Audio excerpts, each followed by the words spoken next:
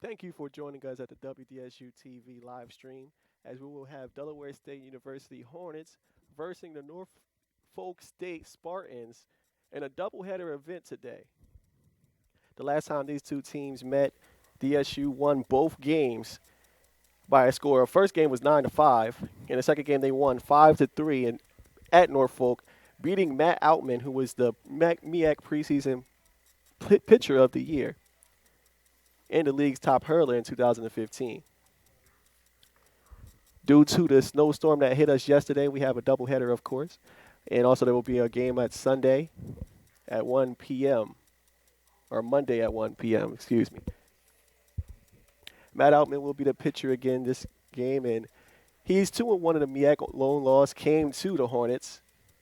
So far, he has an ERA of 4.5 and also has 39 strikeouts in conference play.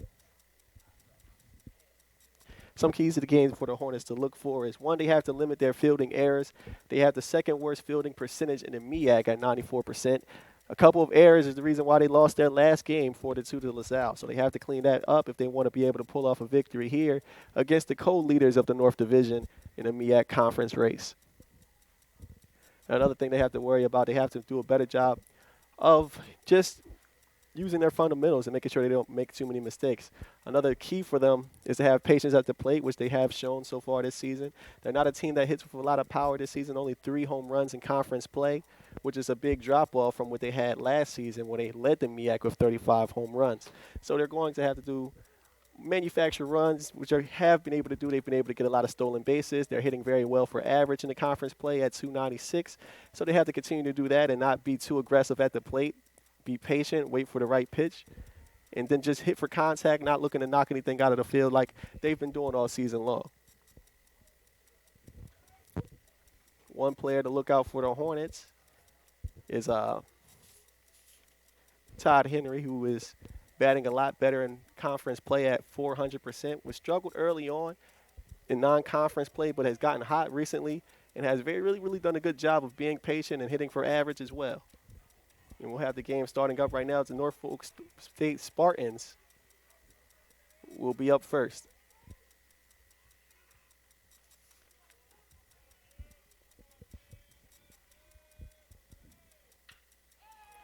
And a good start for the Norfolk State Spartans early on. Good job by Henry. Getting on base very early to start this game. Lane DeLeon will be the Hornets starting pitcher. 1-3 so far as a starter with a 3.5 ERA.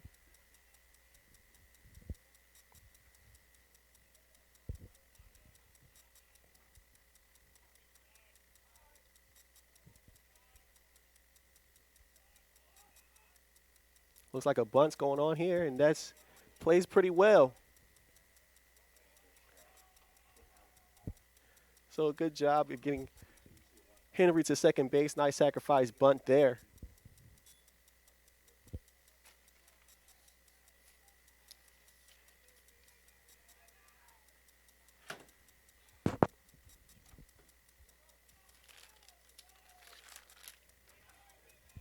And Brian Beard, who's been doing a terrific job so far, batting close to 400 on the season,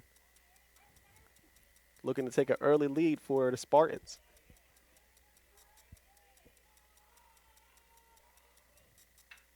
And he gets another good hit.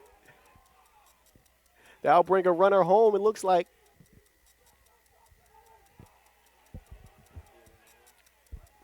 Great double by Brian Beard to center field. So an early 1-0 run for the Spartans, and Lane DeLeon is going to have to calm down and at least throw some strikes. Every single pitch he's thrown so far has led to some contact.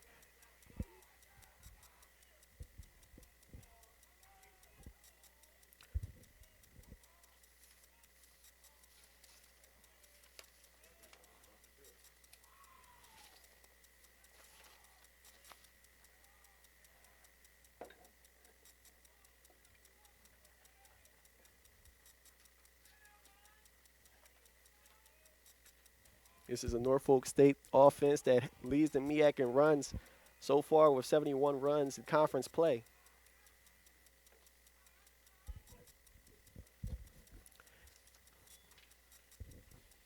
Hopefully, Lane can calm himself down. Still looks composed out there, but needs to start throwing some strikes like he did just then.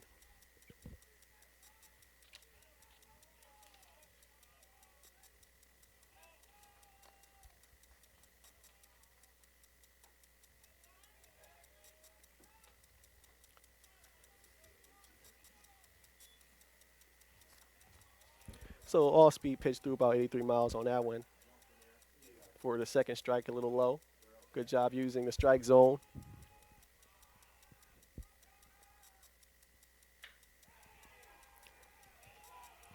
And another hit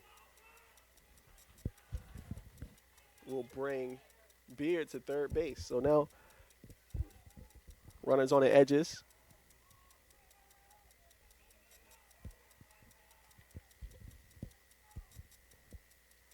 Crucial moment here for the Hornets. Don't want the game to get out of reach early on.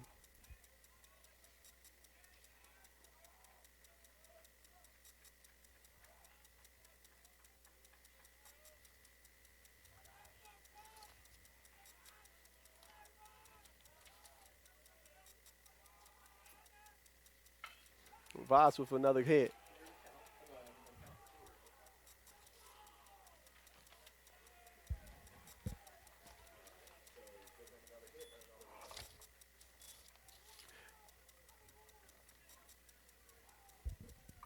Early 2-0 lead for the Spartans. Still no outs. What up?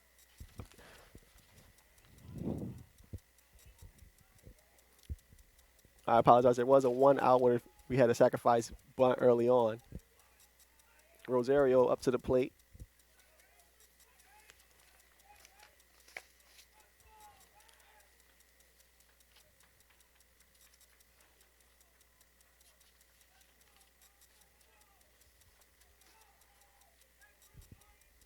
Rosario only 185 so far in the season.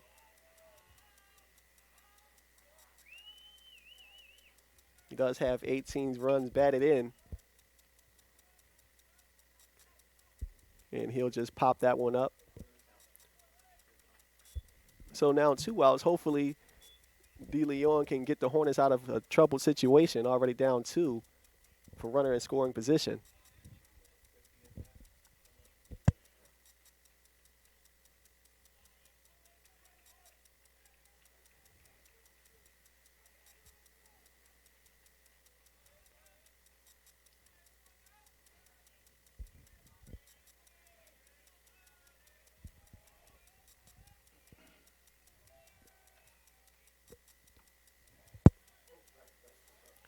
So we'll have a first pitch strike.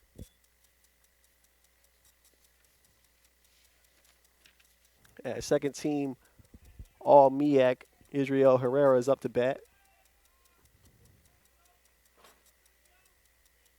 He's batting just .228 overall, but he gets a good hit on that one, and that'll bring another run home.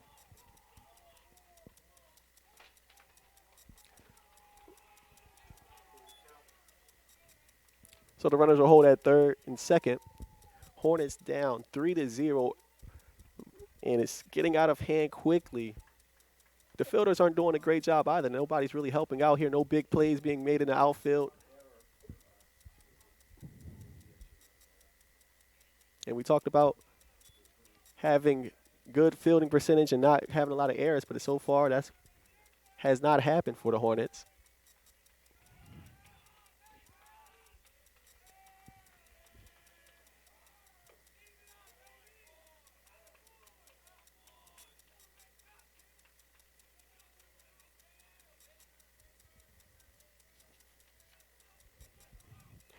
Anderson's up to bat. Another player not hitting well for average overall, but has increased it a little bit in conference play. He'll swing and a miss.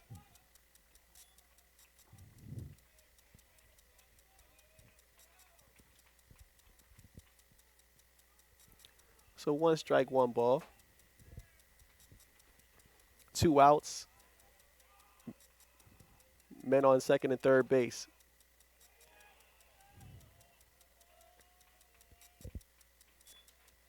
That one a little bit too low. So now we have 2 balls, 1 strike.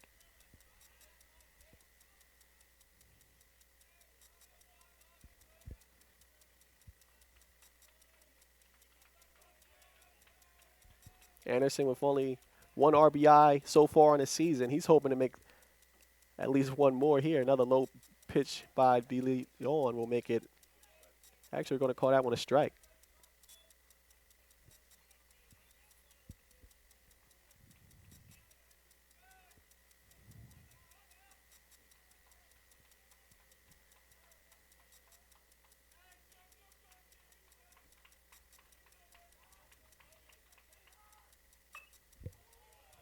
And good job by Anderson fouling that one off. Still 2 balls, 2 strikes, 2 outs. Huge moment here for the Hornets, hoping to at least limit the damage to just 3 runs. And there'll be a meeting at the mound trying to figure out how to get Anderson out.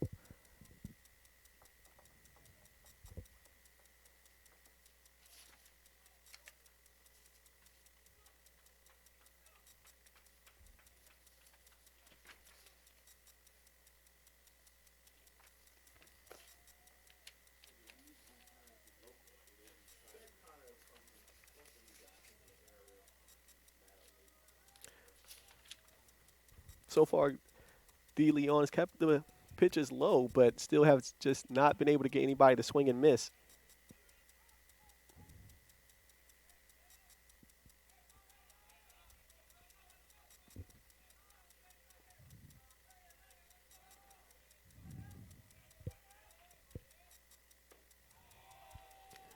Try to get the outside corner, didn't work. Now we have the 3 balls, 2 strikes here, 2 outs.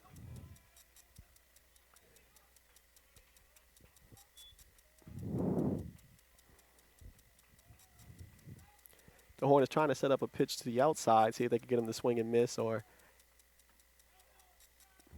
And good job there getting out of the inning with this 3rd strike.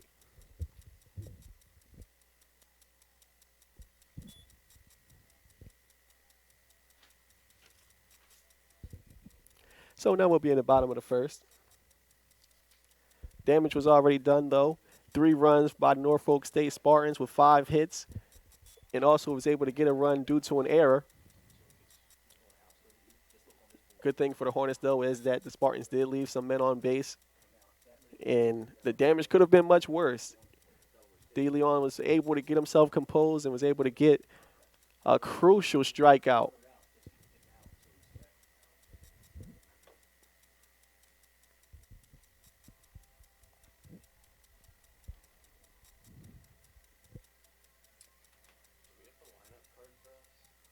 So here's just a couple of replays here, and just there's Brian Beard almost batting 400, one of the top hitters in the MEAC, and doing a lot of damage. Also was able to turn that what looked like a single into a double and also get a run in.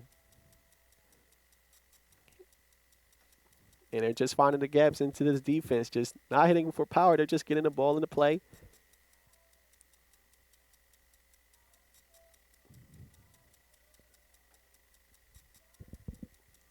As we just see another replay of how they were able to get Hall to go into get a run scored.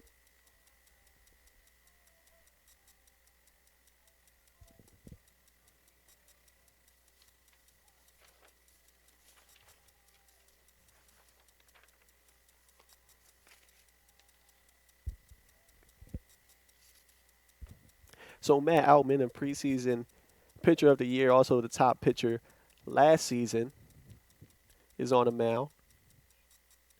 The Hornets were able to get to him last time, though, in a victory, a 9-5 win by the Hornets. And Outman, a little uncharacteristic of a 4.5 ERA this season. He does have 2 wins in conference, only 1 loss, though. And Henry will be leading off, batting 400 in conference play.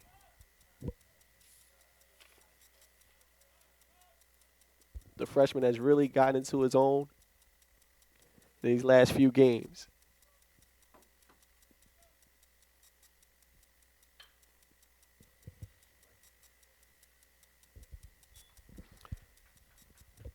Fouls off the first pitch.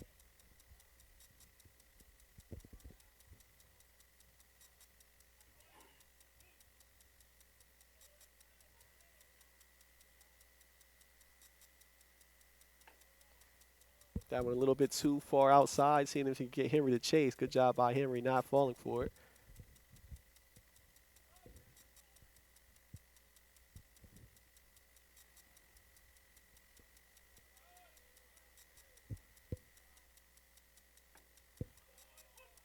And a good pitch to the outside leads to a strike, so now it's count is 2-1.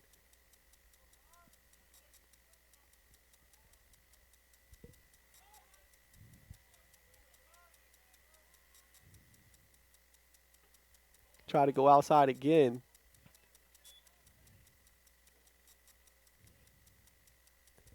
And it would be a ball, so there's going to be 2 strikes, 2 balls here.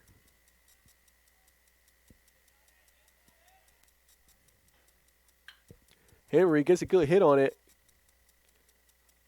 but it would just fall harmlessly into the outfielder's hands.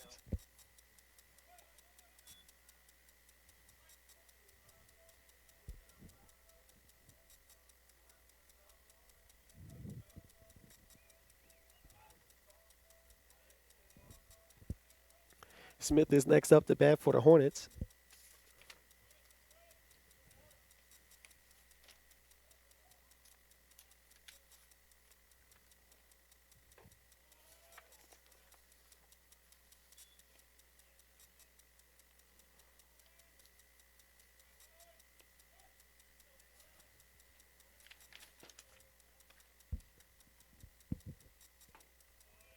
And so far, Outman's doing a good job. All pitches low to the outside. Very hard for these guys to get to.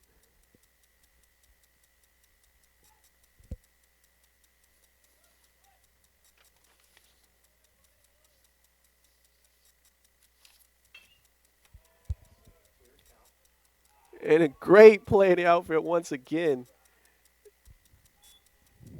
And now Rob was looked like a hit for Smith. And already have 2 outs as Bentley looks like he's coming up to bat next.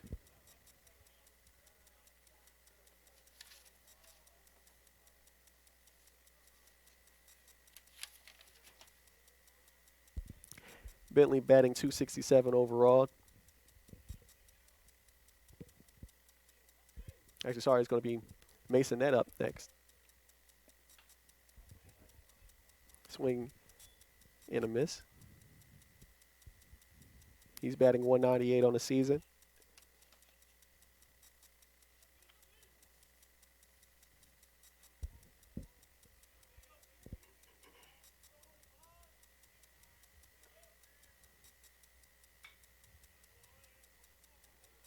Fouls another one off. 2 strikes, 0 balls. 2 outs so far for the Hornets, hoping to get something going.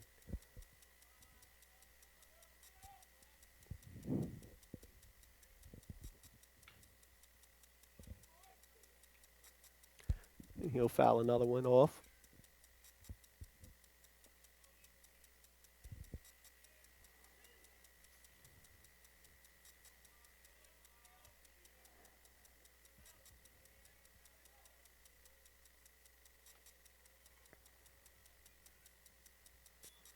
Good eye by Mason that he's going to have a walk. Or, sorry, a ball.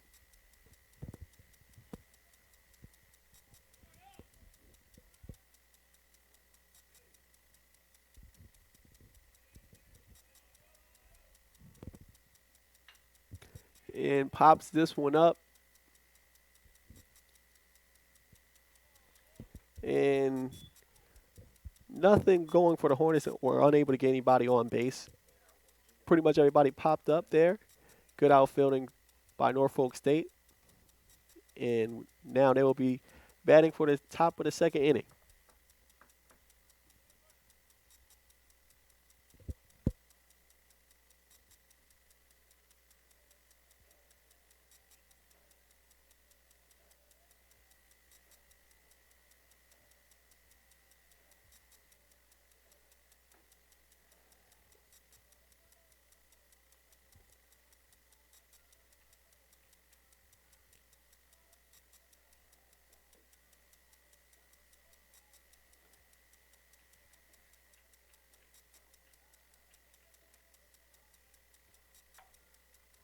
We're just looking at a couple of highlights. Everybody was able to get some contact on, but they just ended up falling harmlessly into the outfield.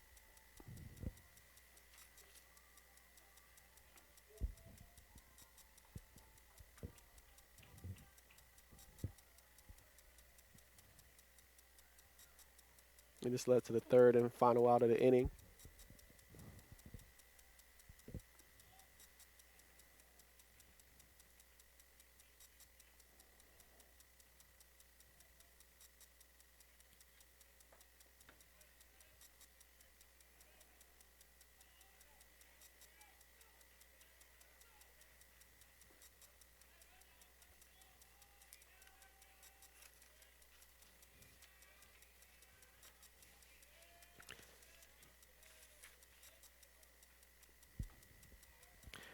Justin leads up the bat. 286 overall in terms of batting average.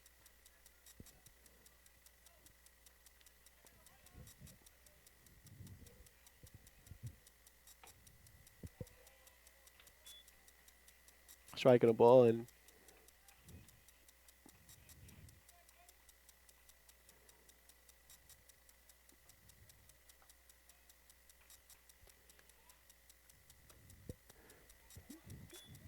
Lee will swing and miss. Good pitches here by DeLeon early on in the second inning.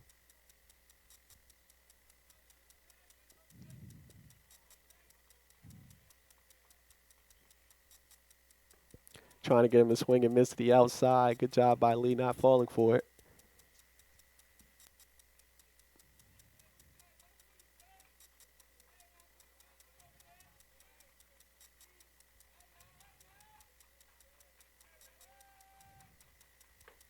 Another one to the outside. Good job. Lee's just not falling and not swinging for those type of pitches.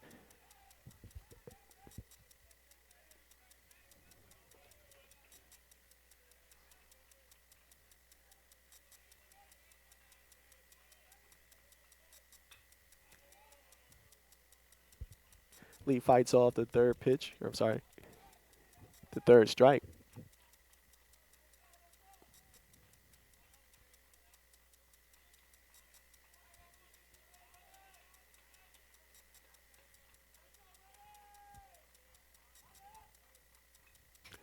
And Lee just barely nipped that one.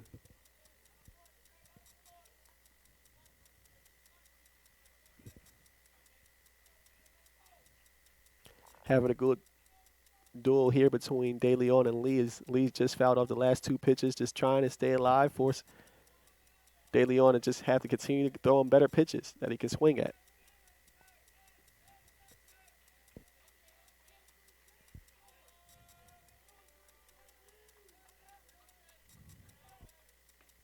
And swings and he misses, and that would be a good strikeout. That would be DeLeon's second strikeout of the game.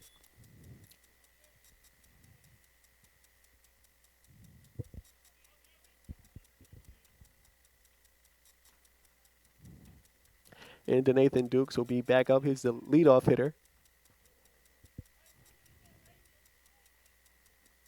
And here's a guy, when he gets on base, he can fly. Leads the MEAC in stolen bases with 18 so far in conference play.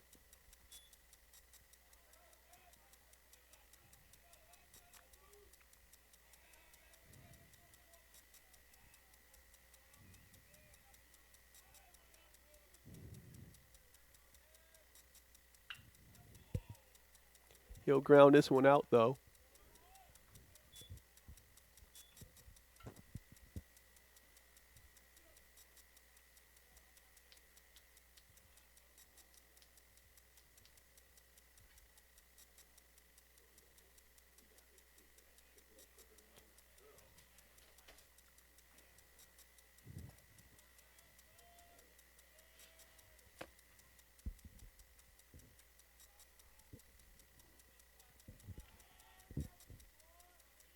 Mahidi Saeed back again. Swinging a miss on the first pitch. DeLeon doing a good job keeping all the pitches low. Early on, had a couple of pitches towards the middle, but has gotten a little bit under control here. Later on here, makes a miss again. So 2 quick strikes.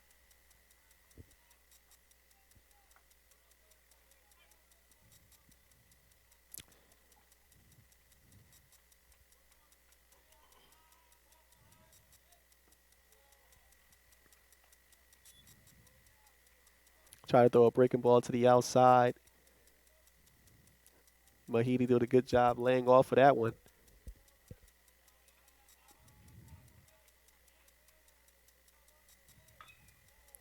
And fights off there.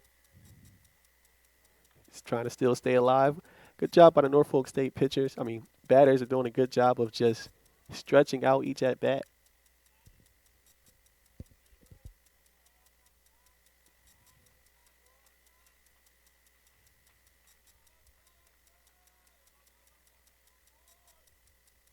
And a swing and a miss.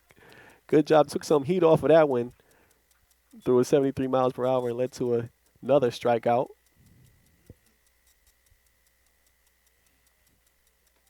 And De Leon was dealing in the top of the second inning on that one.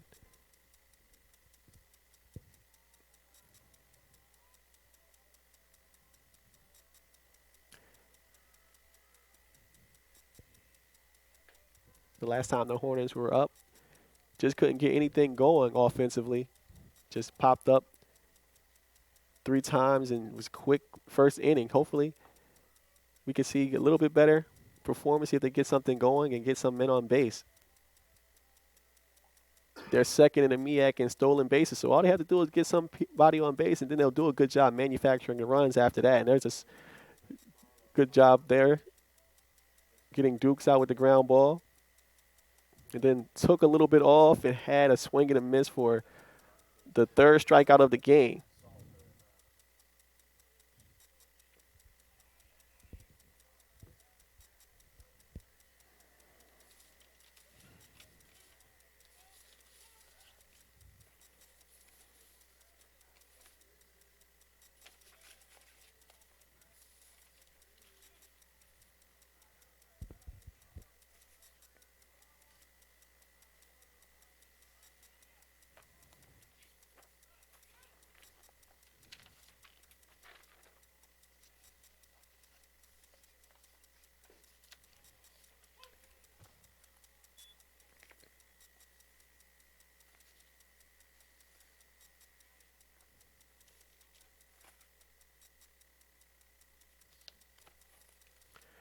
Early strike. Swing and a miss there.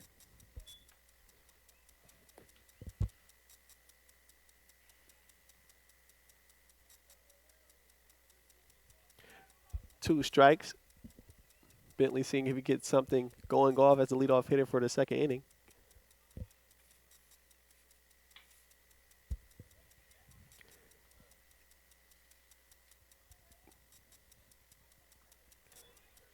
And he will be grounded out.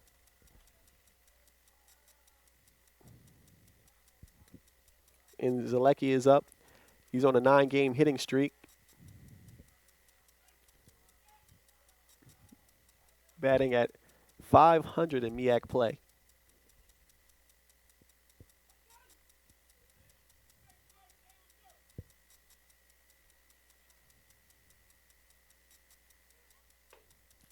Try to set up a bunt on that one.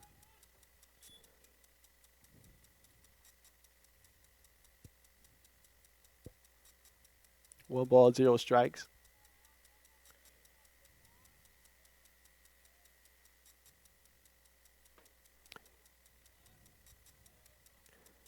Swing and a miss on that one, a little too low.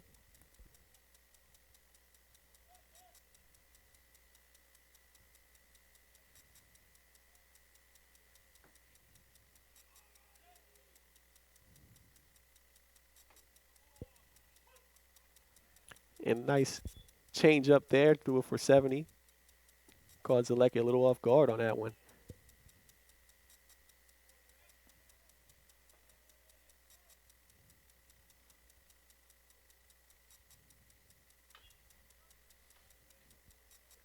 Zalecki will foul that one off.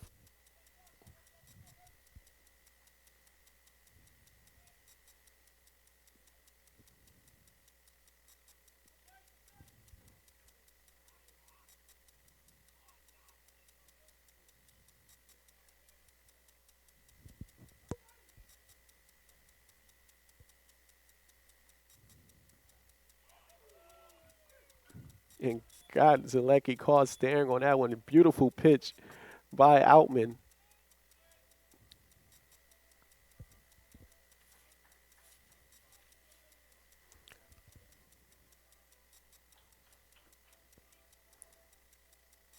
Oh, Dirk goes up the bat.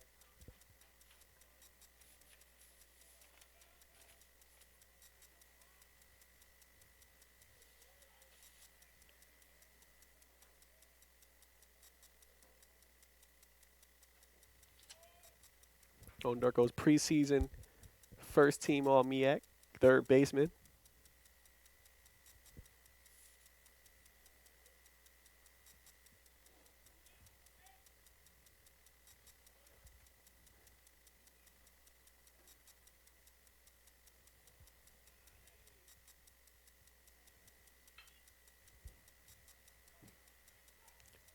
And this will be out over the outstretched hands of the outfielder, and that will be a double for Ondurko for the first hits for the Hornets.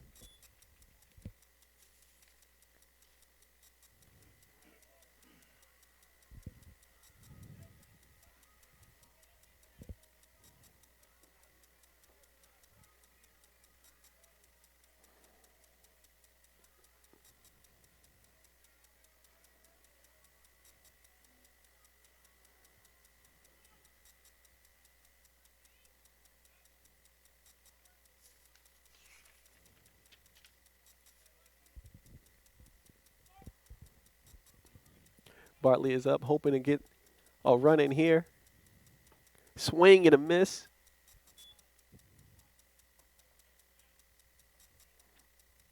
And Outman's doing a good job so far changing the speeds of each pitch. That one was for 71s, been throwing around high 80s to 70s, just getting the Hornets batters a little bit off with their timing so far. And another breaking ball. This one down to 65. But that one will be for a ball. Good job by Bartley holding off and not falling for it.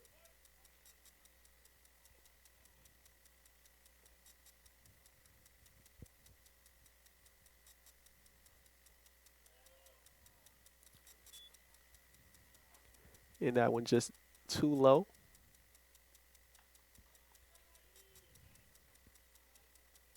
Two balls, one strike.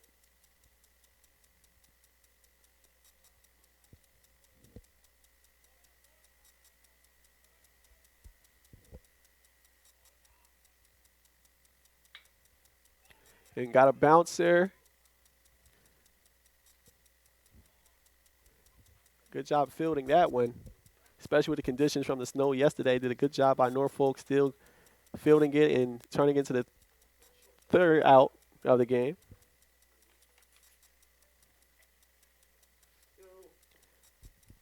So the top of the third will be coming up. Norfolk State still holds a 3-0 lead.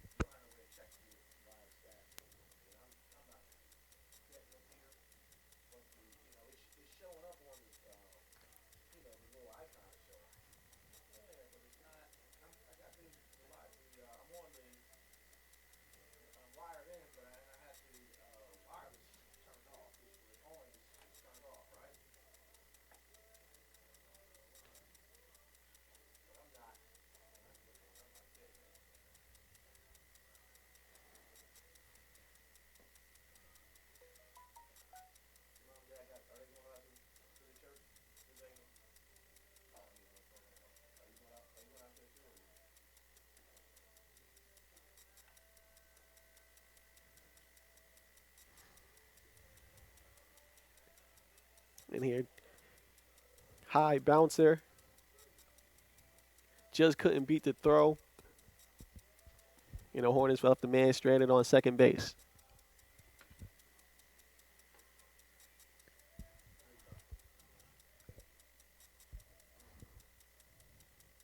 De Leon has 3 strikeouts so far. After a rough inning, really got it going in his second. Had the breaking ball pitches working, threw some heat as well. But this did a good job moving his pitches from 84 miles per hour down to 60 miles per hour, just throwing the timing off the Spartan batters. But Beard is up next. He's batting close to 400 early on. Had a run batted in back in the first inning.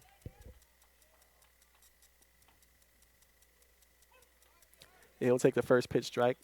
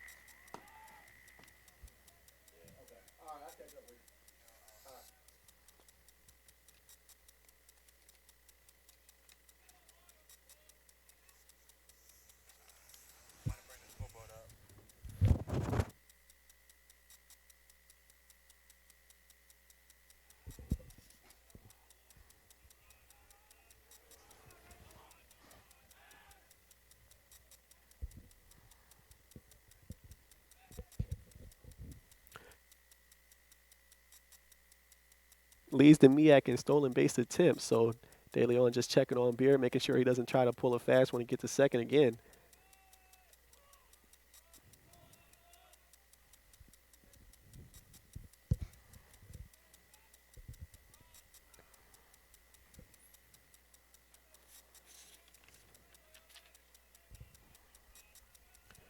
The score is 3-0. Norfolk State's trying to add more to it.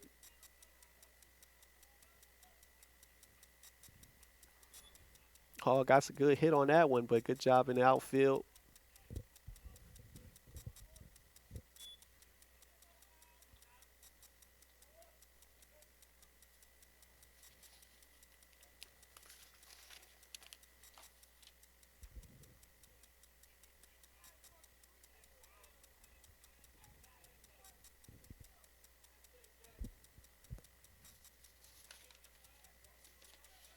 Vaz is up, had a hit in the first inning.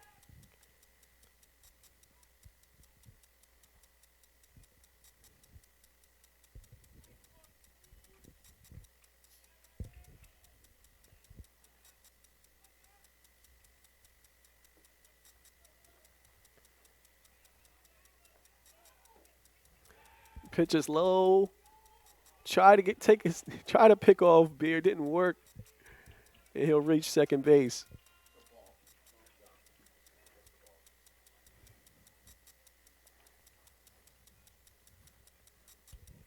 That was a good time to run there by Beard.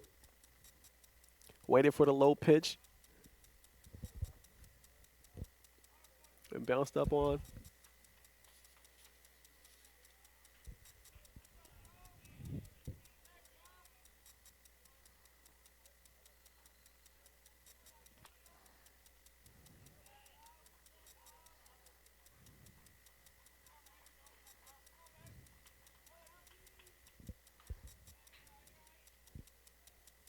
Vaz fouls that one off.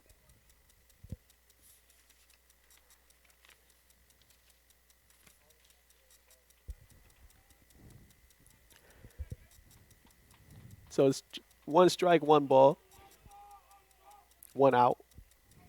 Vaz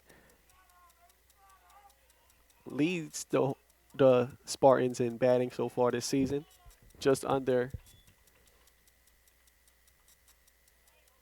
348 overall. Of course, Beard is up to 400 in conference play. He leads the team in conference batting average.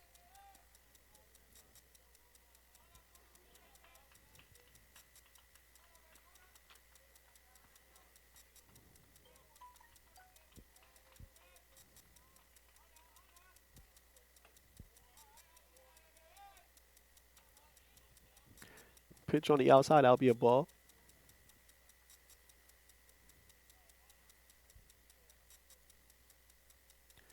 Three balls, one strike.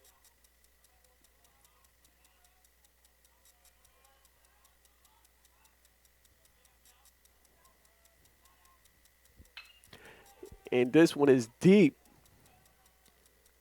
Deep back to the warning track. And that will bring Beard home. Good double by Voz deep to center field. The score is 4-0 Norfolk State with a commanding lead early on.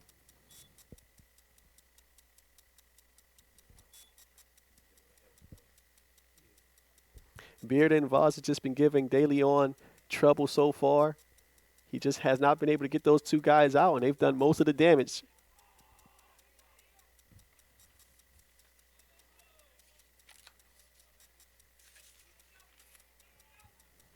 Rosario's up to bat.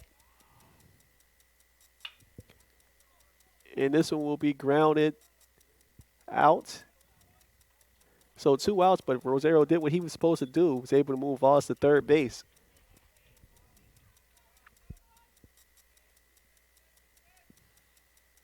And Herrera, second team all MEAC catcher.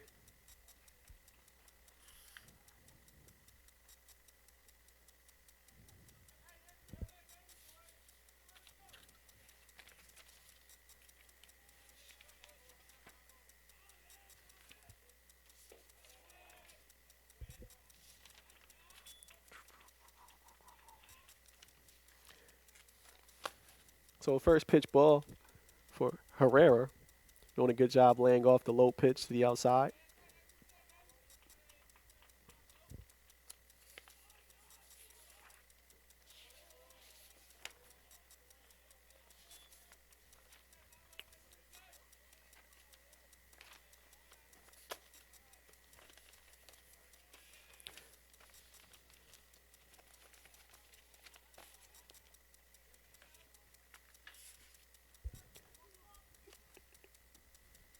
And Herrera grounds out, so they'll leave a runner stranded on third. But the damage it was done. 4-0 Norfolk State leads.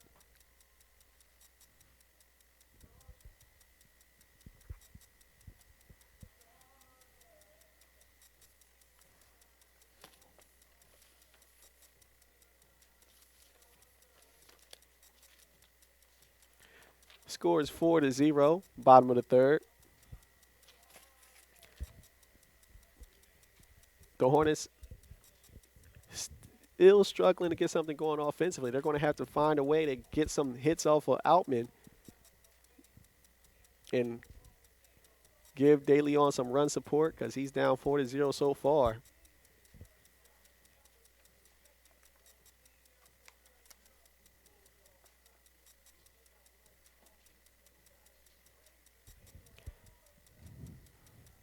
Coming into this game, Norfolk State led the MEAC in runs batted in.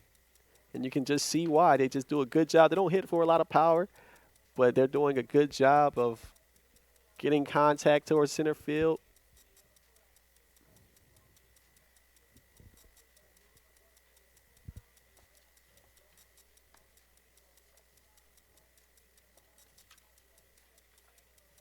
Beard was able to steal a base as well. And was really bothering De Leon out there trying to pick him off. He was unable to and may have thrown him off a little bit.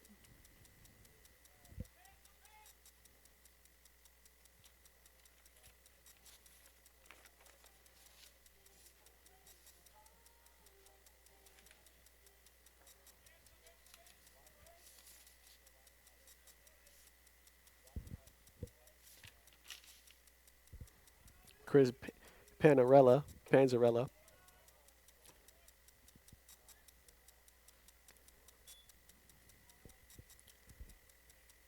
Ball a little bit to the outside. Outman's been dealing so far. And this one's popped up. And that'll be the first out of the bottom of the third for the Hornets.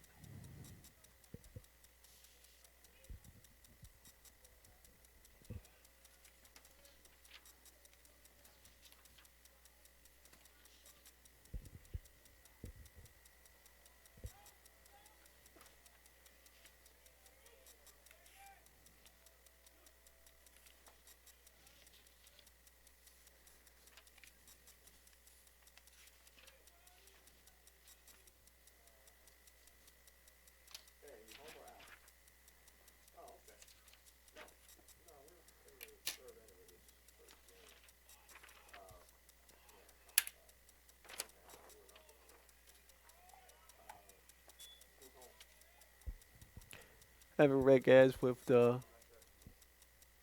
ball holding off to the pitch.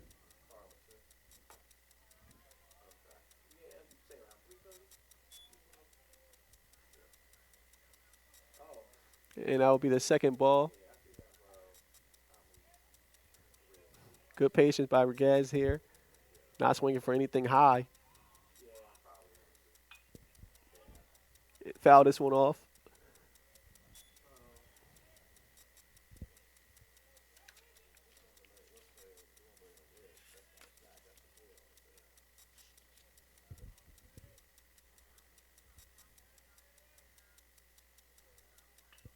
Trying to lay down a bunt, unsuccessful.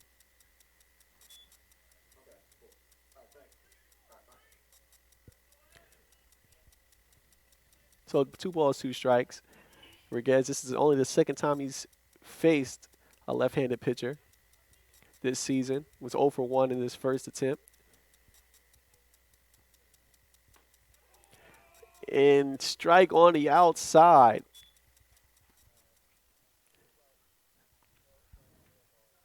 Outman's just doing a great job using the outside of the plate. Henry back at the top of the lineup.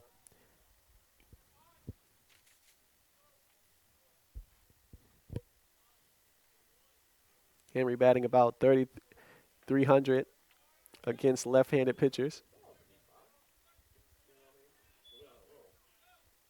He's really just been on fire against anybody, against lefties, against righties. In this conference, he's just done a terrific job. Struggled in the non-conference, but really just started heating up once conference play happened and really gave them a spark. Let's see if he can do that here as he'll swing and a miss. 1 ball, 1 strike, 2 outs. DSU only 1 hit so far in the game.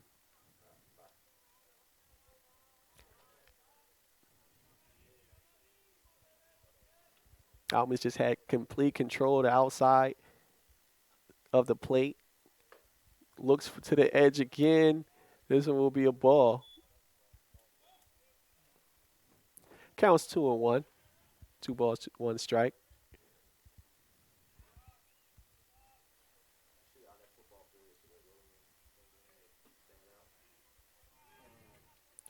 They're looking to work the outside of the plate again.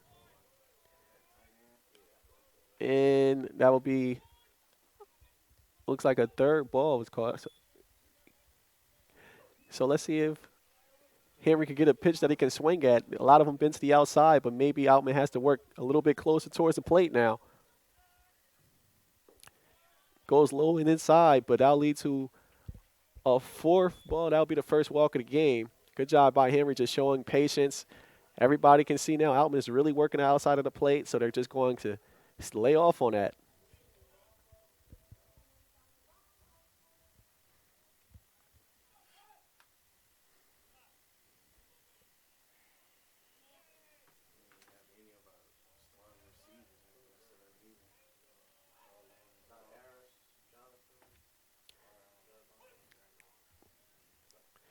And Smith will just let that be a first pitch strike.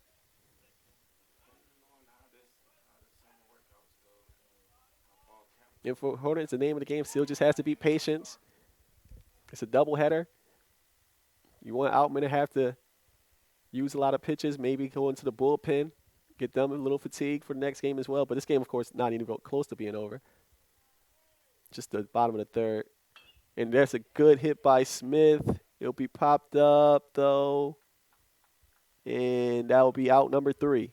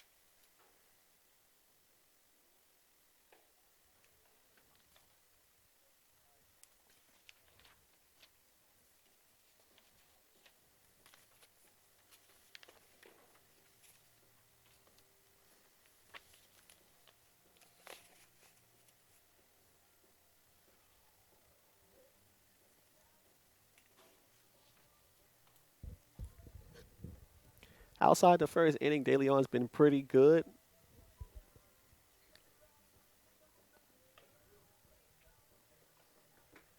Has been doing a good job with a variety of pitches. He's worked the outside of the plate. Hasn't really threw much high. Kept things low and away. Just been some unfortunate just situations where the batters have just made some good swings. Beard and Vaz have done a terrific job when it got into the middle of that lineup. They just done a terrific job just hitting some towards center field. Anderson will be up to bat.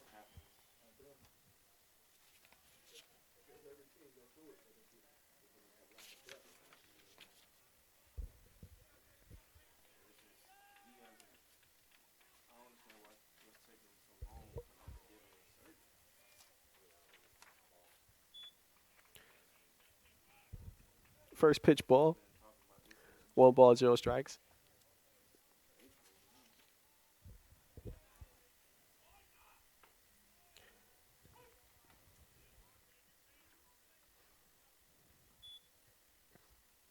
Anderson coming in only 2 hits on the season.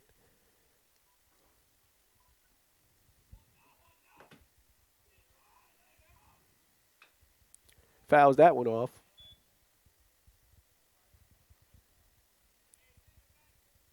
Two strikes, 1 ball. A lot of times during these situations, we've seen De Leon change up or throw a breaking ball towards the outside of the plate. Looks like they're working more towards the inside on this one, though. Well, went to the outside, gets chipped up. Can Anderson get to first? And he does. Beats out the throw to first base. And that'll be his 3rd hit of the season. And Lee is back up to bat. And the last time these two met up, they just dueled for a long time before Lee struck out.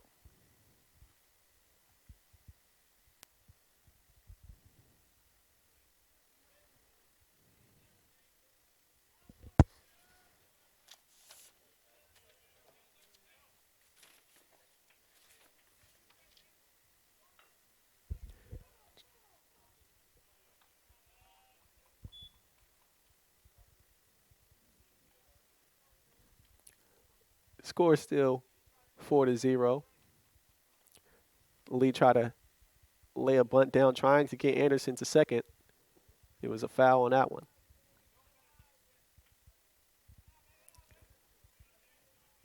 Lee, a pretty good hitter, batting close to 300, about 290 on his season.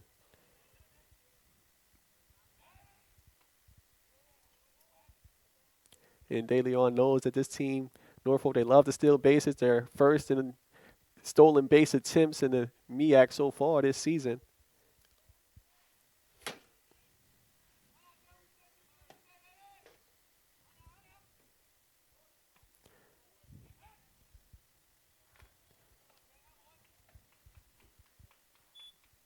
One ball, 1 strike. Good job by Lee taking a bunt back when he noticed the ball was extremely low and inside. Counts 1-1. De Leon's been going towards the inside of the plate a little bit more.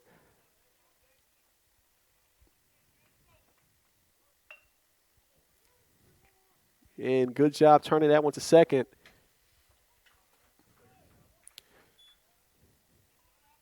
So 1 out. No damage done on that bunt attempt. Lee did make it to first.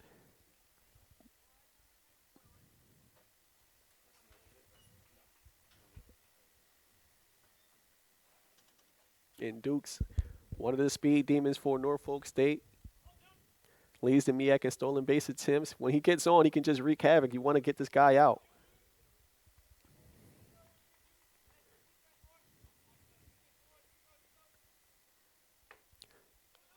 Good job on the outside of the plate. That'll be strike one.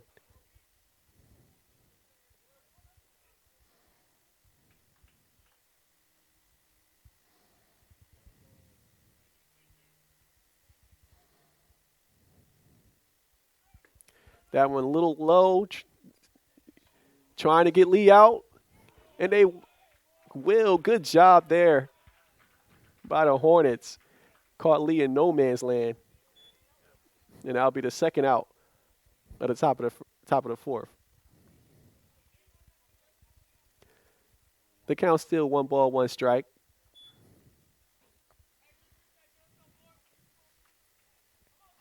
And this definitely has to change up Duke's approach. Now he's just seeing if he can get himself on base. That one's inside and low. That'll be a ball. And De Leon's throwing a little bit higher, a little bit hotter now. At first started the game around 82, 83. Now he's getting up to 87, 86 miles per hour. That one low again. That was 84 miles per hour.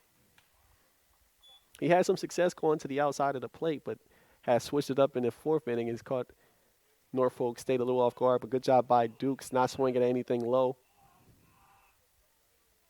Trying to see if they can work it to the outside now. Another one low and inside, not throwing anywhere where the catcher's positioning himself at.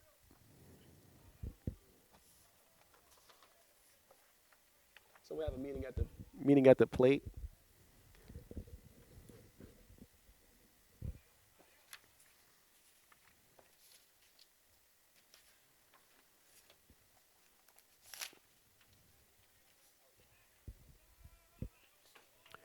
Seeing if they can get this third out here.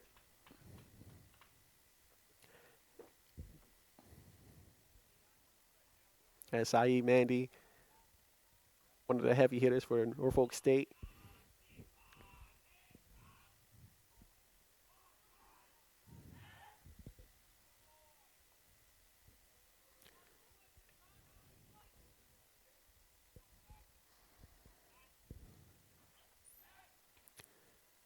And trying to keep Dukes close to that plate. He leads in MEAC, like we said, in stolen base attempts.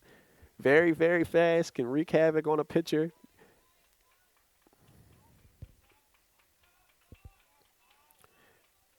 De Leon does have to worry about the person at the plate, though.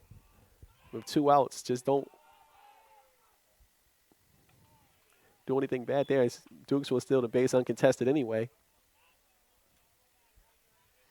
So now he's in scoring position.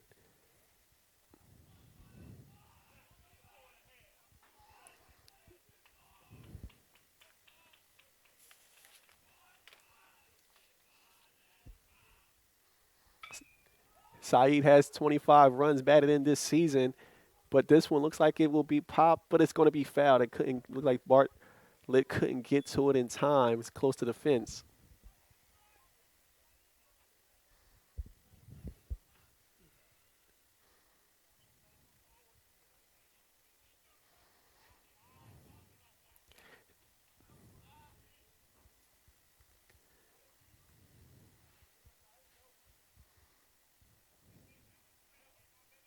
Saeed Mahidi.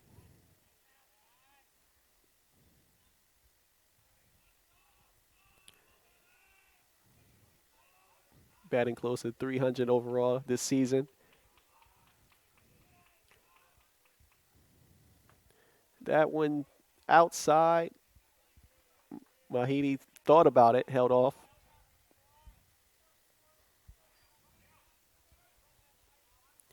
Score still 4-0.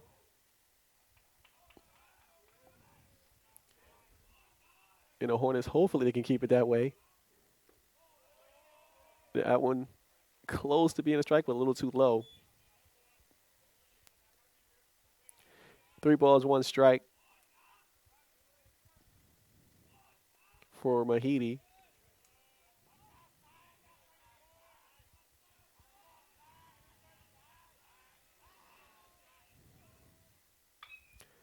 And pops this one up in foul.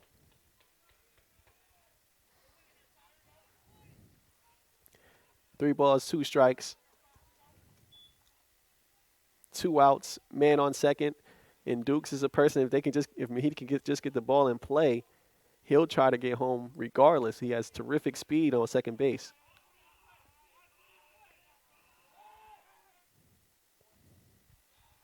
And De Leon just looks back at Dukes, makes sure he's not getting too much of a lead off.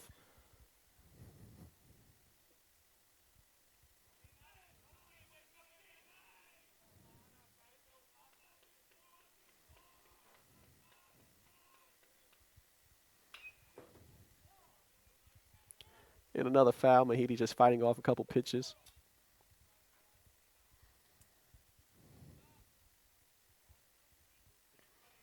Well, it's still 3 balls, 2 strikes. And this doubleheader, these are 2 huge games for both teams. Both teams 5-3 in conference play on top of the North MEAC division. Norfolk State won their first division title last season. And good job by Mahidi forcing a walk.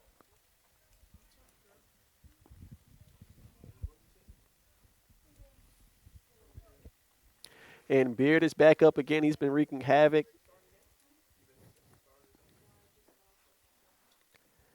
Two runs scored for him. Also an RBI in the first inning. And he's been hitting it towards center field each time. This one's popped up. Can Bartlett make a play to it? No, it'll be popped up and out of the field of play.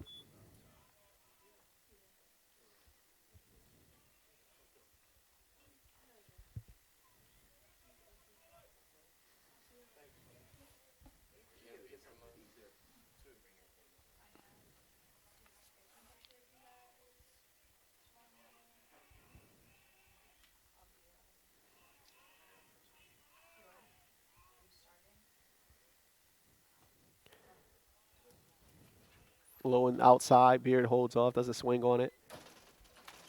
Bases on first and second. 2 outs.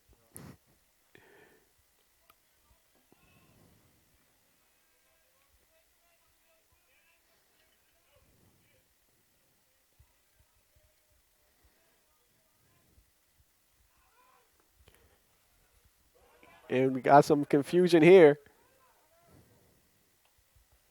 Beard just in no man's land. And he'll be out, some confusion.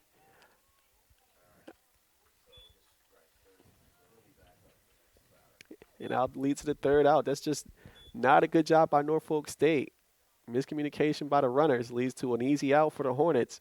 And they're able to survive trouble when they leave Beard stranded on the plate. And he was a person who was wreaking havoc in the first 2 at-bats, unable to contribute anymore because of the miscue by the Spartans.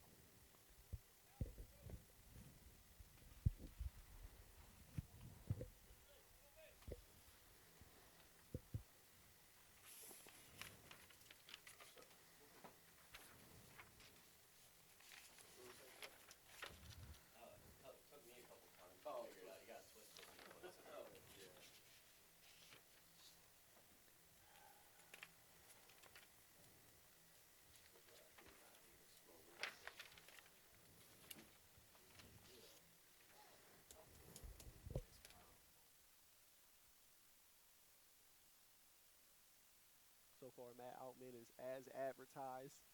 He's done a terrific job pretty much working outside of the plate the entire time. He's been pretty accurate, getting a lot of strikeouts that way, a lot of pops-ups as well. Not giving these Hornet batters a lot to hit at.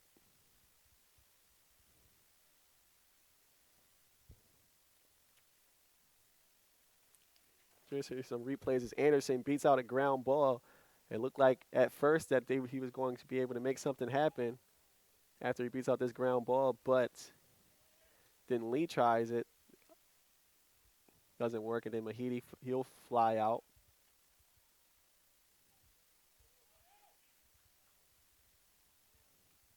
Masonette trying to set up a bunt. Fouls off the first one.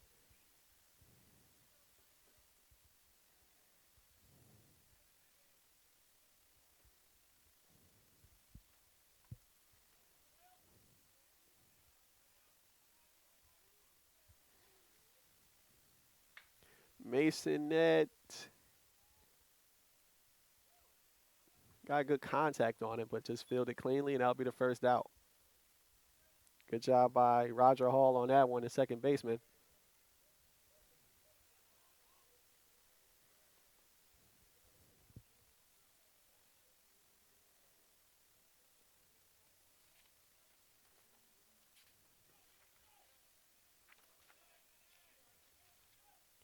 And Bentley up to bat again.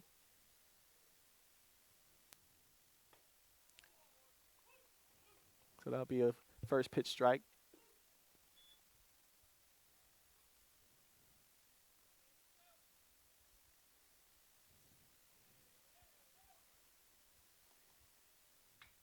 Bentley pops it up. Hall has that one as well, so 2 quick plays for Hall to get 2 outs.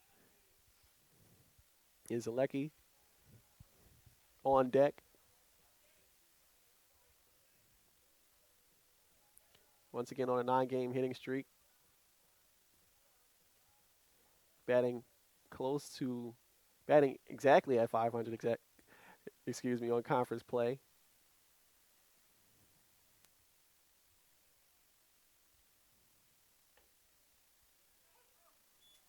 Kind of a change up there, throwing 69 miles per hour for the first pitch strike. Zelecki just lays off on it.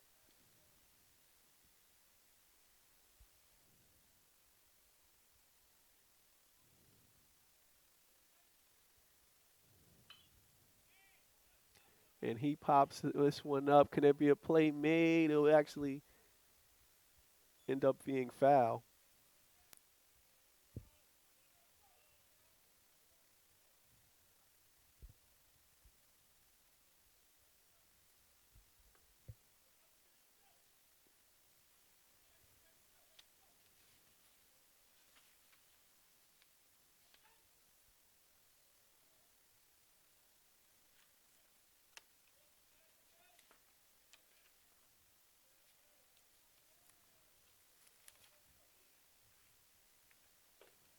Swing and a miss for out number 3.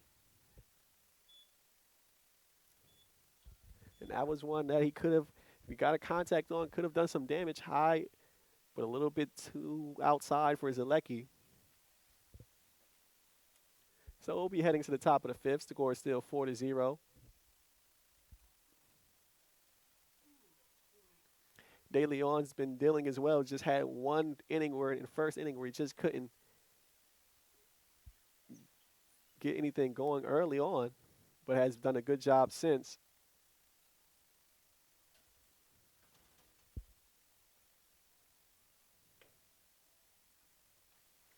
Here's a replay here. Masonette, good contact, but hit it right to Roger Hall and couldn't beat out the throw to first.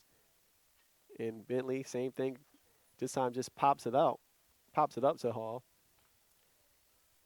And then Zelecki, this one is foul, but will strike out on the next at bat.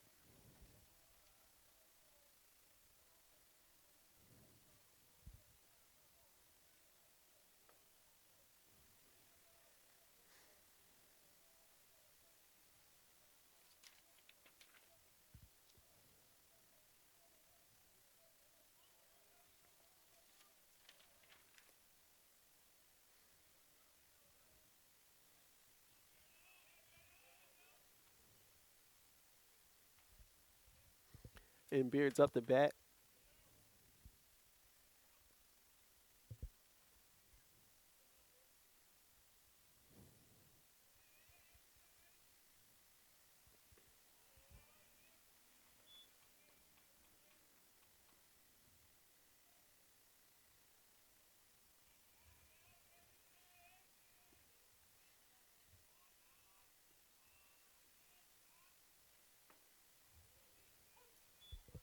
One ball, one strike. Good job by De Leon.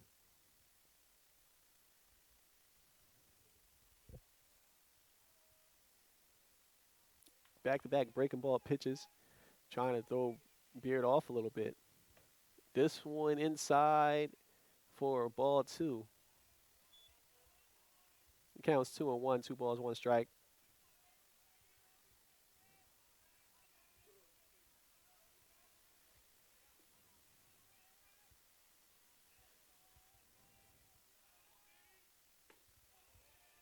Tried to curve it back to the outside of the plate. Just couldn't get there, so it'll be 3 balls, one strike. The movement on these pitches by De Leon's been exceptional, though. Just can't get it to curve back inside the plate. And this one's grounded at second. Can the Hornets make a play? No, they will not make a play on that one. Would have took some terrific range to make a play on that one. Good job by Beard. Once again, all the damage is just right up the middle when he hits it.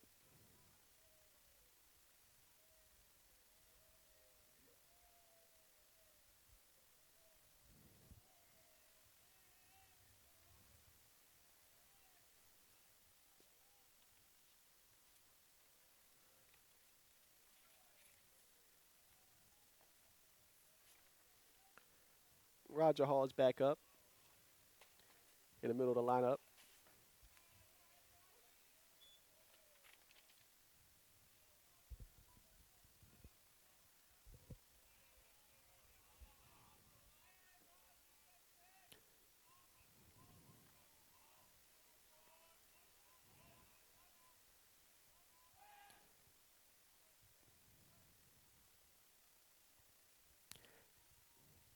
Last time Beard was on first, he stole to second. So De Leon just being aware of the runner, trying to keep him from taking too much of a lead off.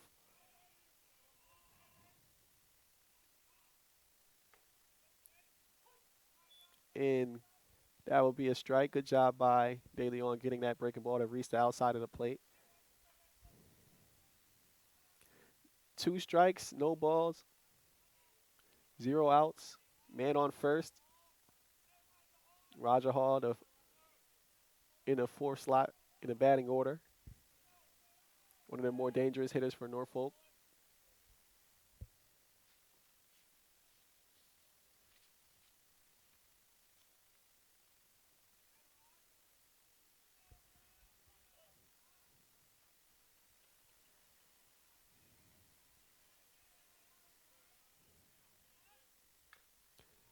In this one, grounded foul. Still 2 strikes, 0 balls.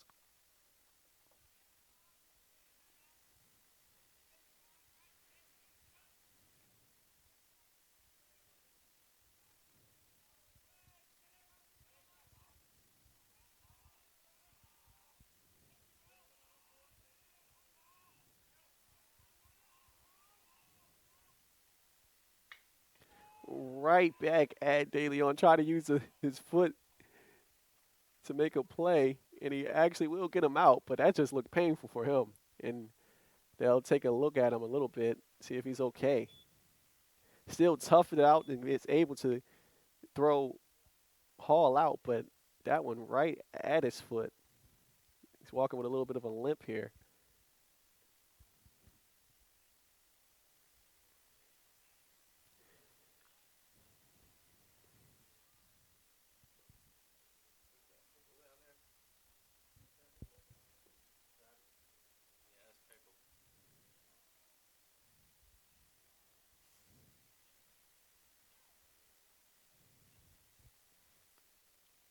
So here's a replay of it right at his foot. Still toughed it out. Was able to make a play at first base. and trying to see if he can still play, trying to walk it out, toughen it out.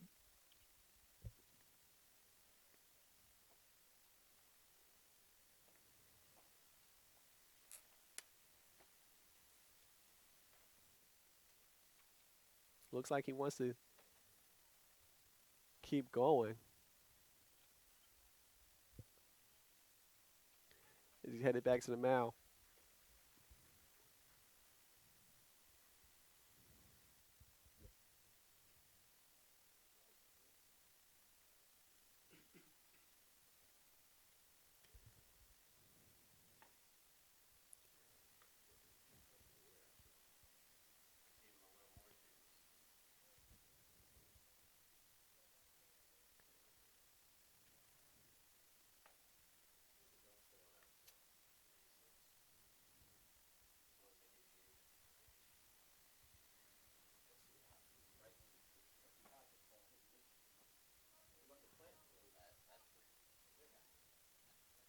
De Leon still in the game.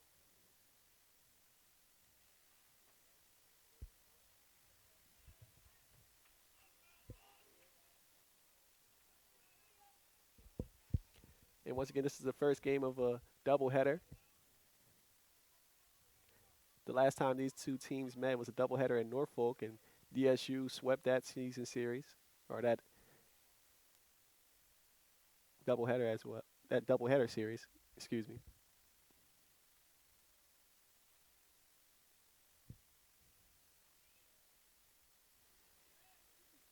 And Kyle Voss is back up. He has 2 hits so far already. And just like Beard, a lot of his contact is just to center field.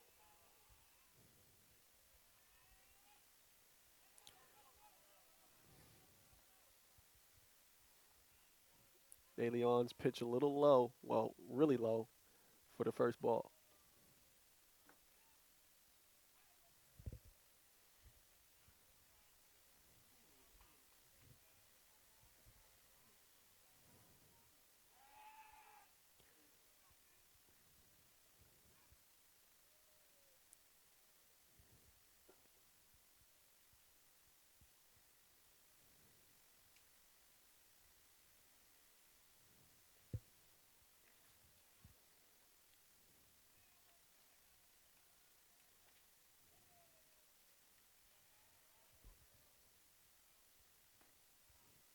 And there's a strike.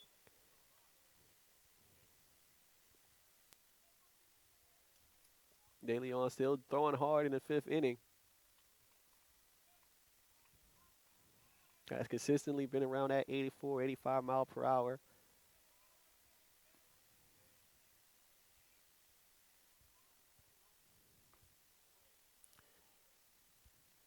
Tried to curve that one back into the outside of the plate, but it'll be a ball.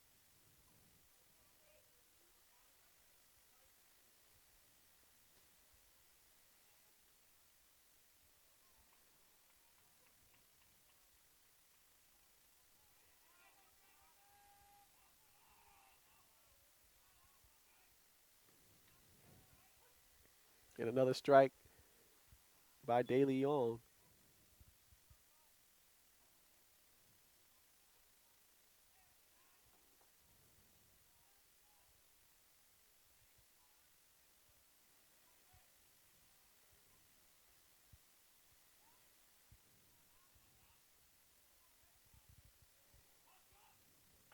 And Vibes with a swing and a miss, and that'll be strike number 3.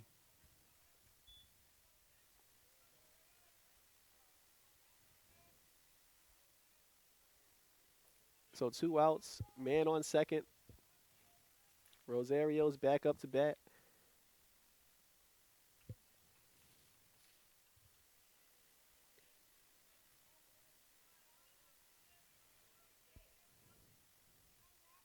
Rosario doesn't have a great batting average, only 15 hits on the season, but has 18 runs batted in.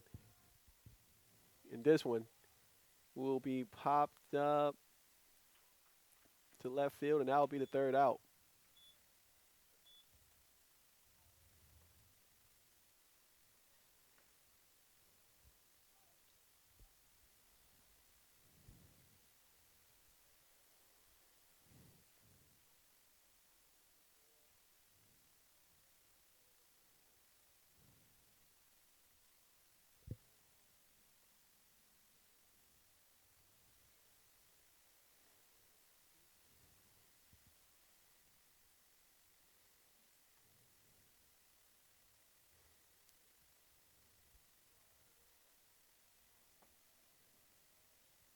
So bottom of the fifth, the Hornets still struggling to get anything going against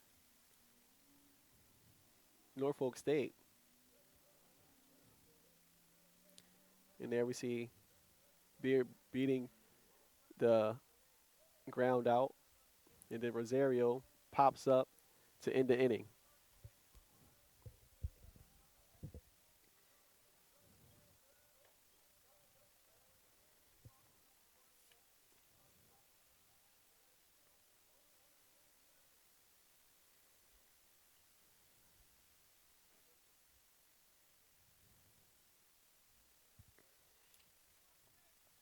Owen Dirk goes up to bat.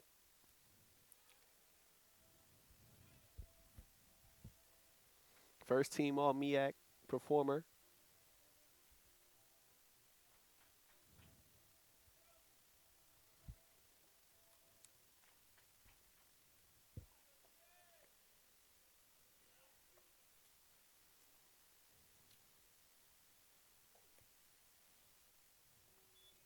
Strike one, swing and a miss.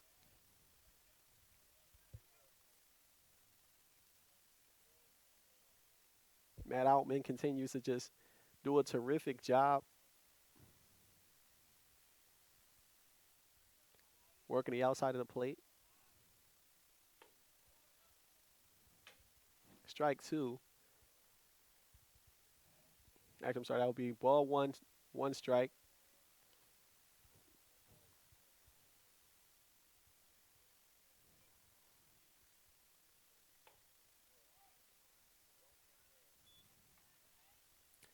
So ball two, one strike, 0 outs. On Durnko showing a good eye, not going for anything too high.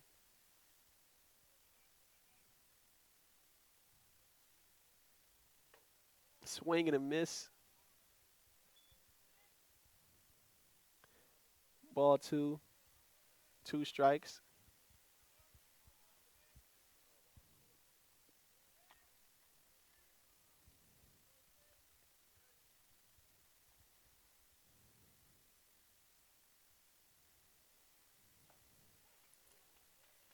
Try to get the outside of the plate, and he gets him out. Once again, it just seems on those payoff pitches, just he love to throw the breaking ball to the outside.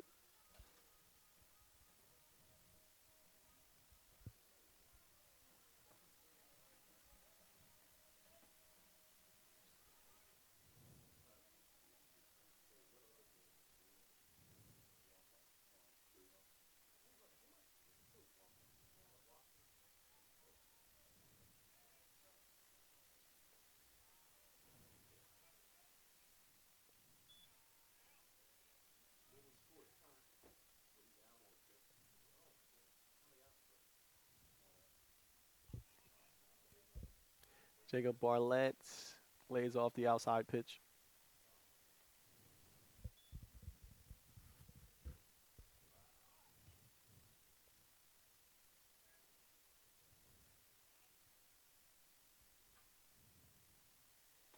Swing and a miss.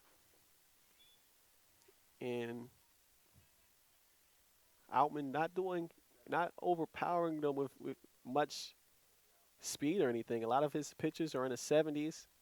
He's just doing a good job with location and just forcing a lot of swings and misses. Not on that one, though. But this one will be popped up and out again.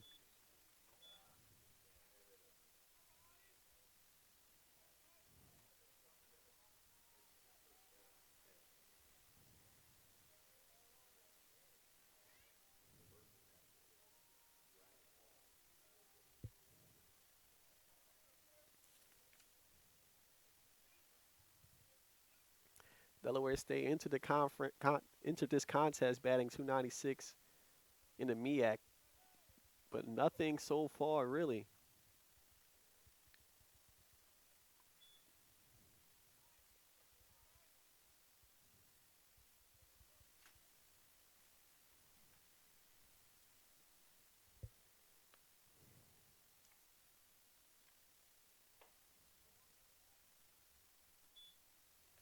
So ball two.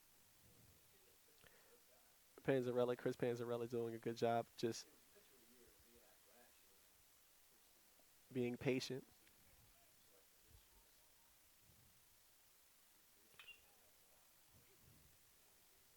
Panzerella foul this one off. Ball 2, 1 strike. 2 outs.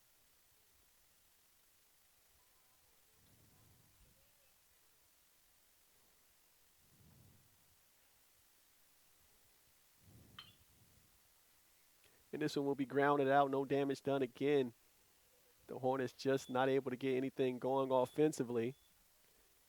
Down 4-0 as we head to the top of the 6th.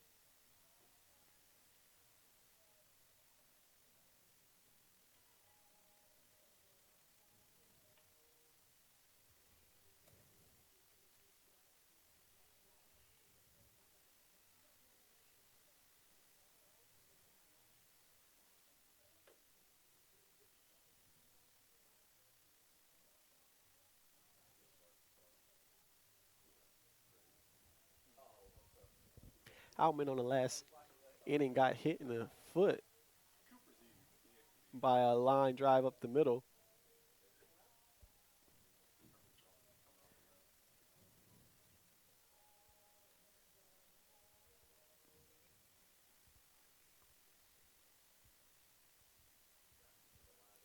Looks like he's good. Hopefully nothing tightened up while he was in a dugout.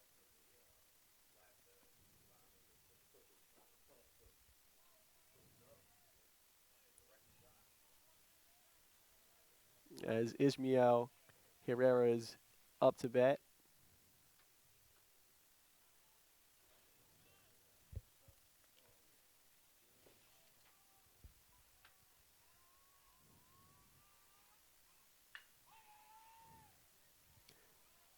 And he'll ground out.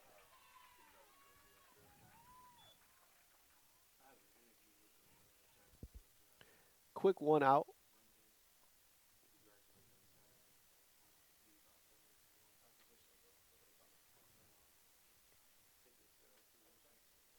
Anderson's back up. The last time he was at bat, he was able to outrun a ground ball to get to first.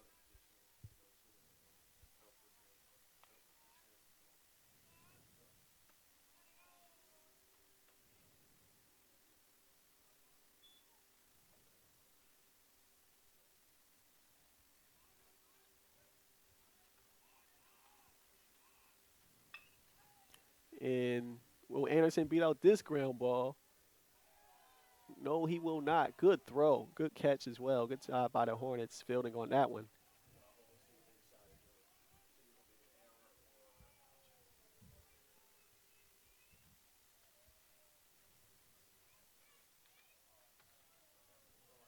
And Chris Panzarella just made a terrific play on that one to get it to first.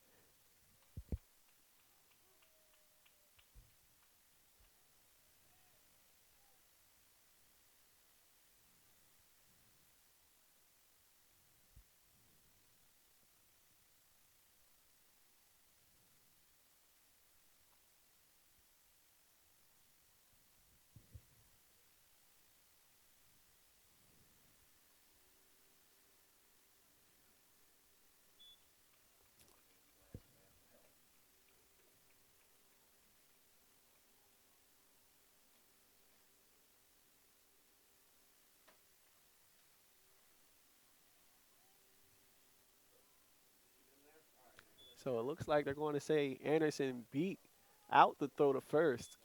So just 1 out. Man on first. Lee is up to bat.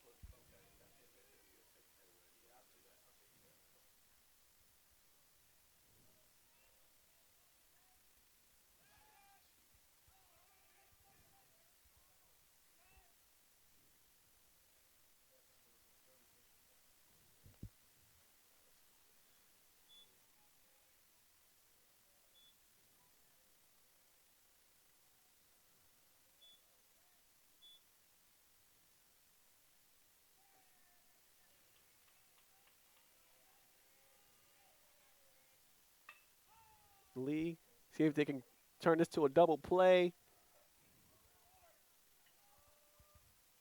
We're unable to on that one. Smith bobbled it just a little bit, couldn't get it out.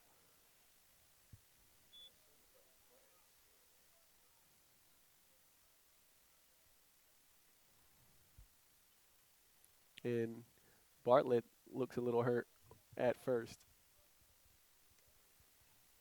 But a good job. They set him up. Could have had a double play here. But Smith just couldn't get the ball out quick enough. Good job by our camera people. You can see Lee just beats it. Bartlett's outstretched to try to get the out, but just beat the throw. Dukes is back up in the top of the order.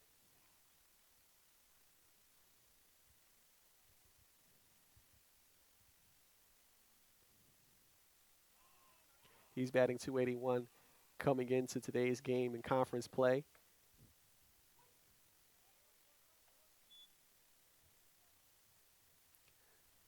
One ball, one strike, 2 outs.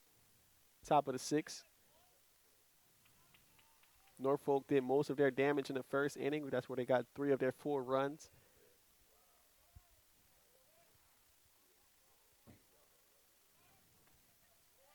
See if they can get it out on the throw. No. Lee will take third. The keys to the game we talked about were not committing too many errors, and just that's another one for the Hornets.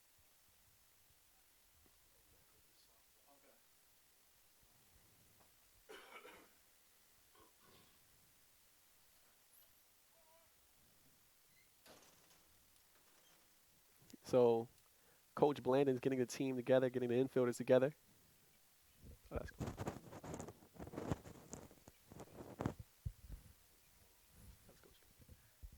I apologize. That was Coach Kirsch, the pitching coach.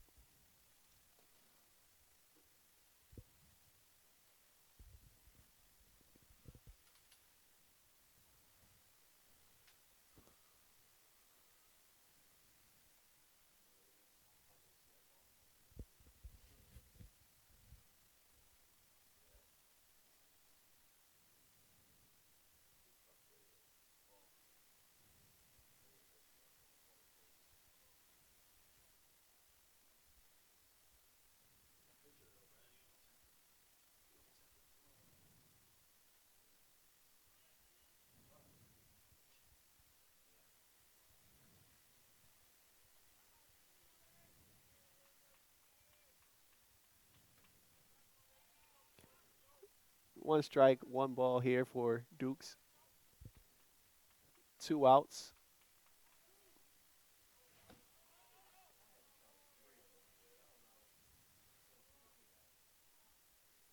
Ball 2.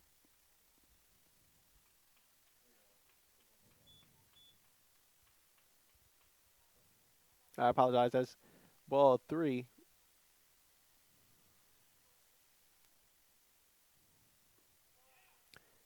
And he will be heading to first.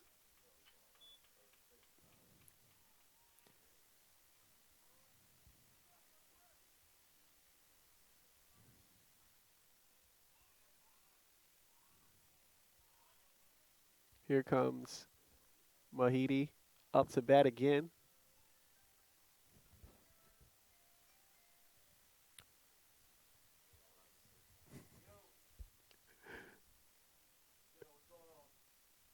Mahidi, like I said before, not a person that hits much for average, but when he does get some contact on it, he normally brings a runner home. Strike to the outside.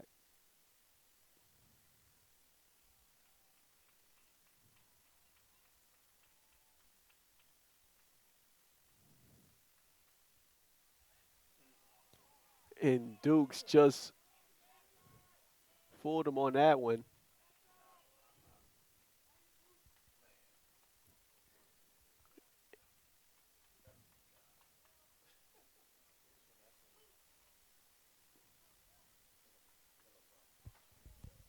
So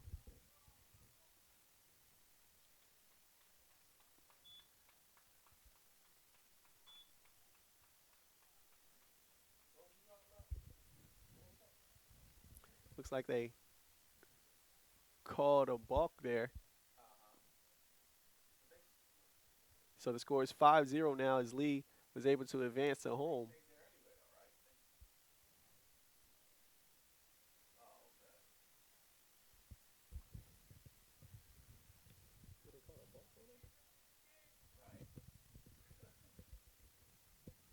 Score is 5-0.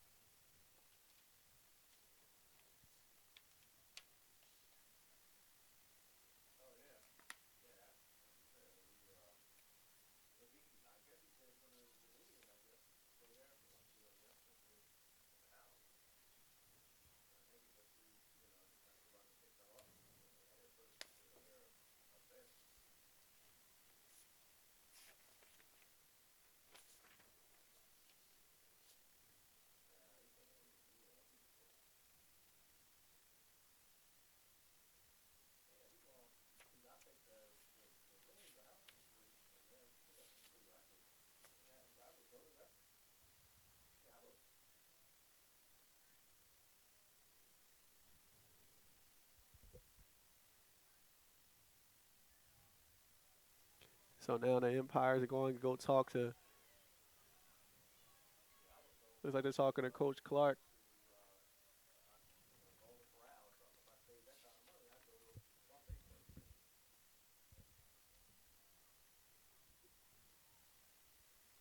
As they're still discussing if it was a balk or not. And this is a big decision. If it is, then the lead scores, making it 5-0. If not, of course, the lead's back to 4.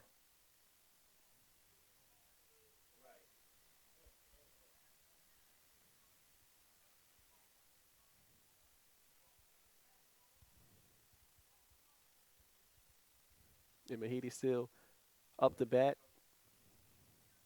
He's at the plate.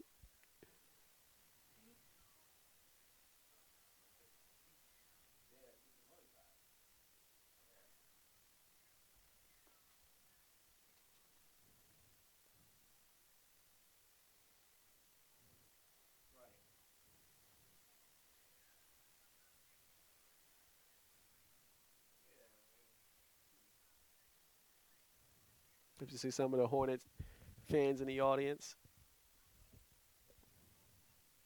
Still a little chilly, but it's a lot better than the snow that we had yesterday.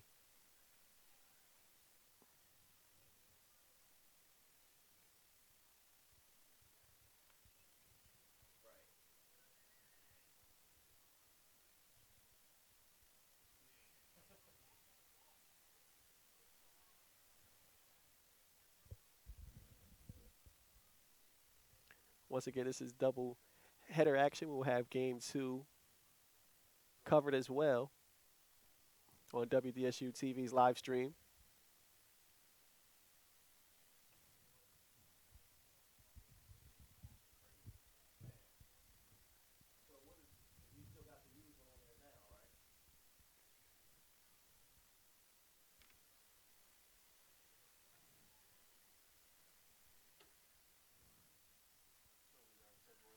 So now Lee's going back to third.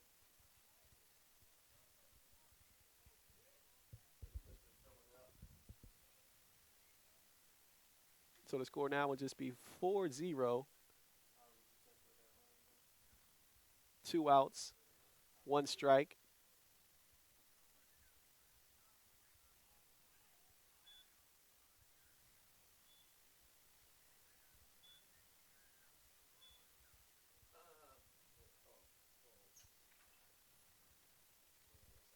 Delaware State, Norfolk State, third time they're meeting this season. Top 2 teams in the North Division. They were the only 2 teams predicted to win the North Division title in the preseason rankings. Both teams 5-3, of course.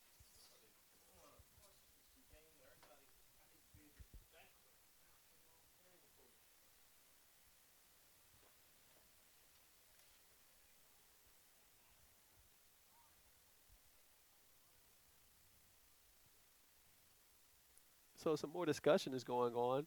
Lee's back at third, so I don't know what else they're talking about here.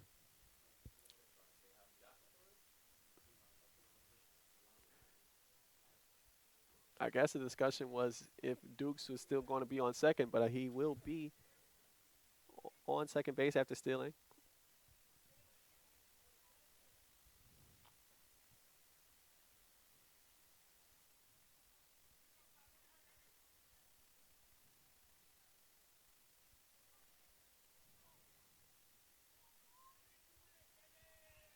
Mahidi still at the plate.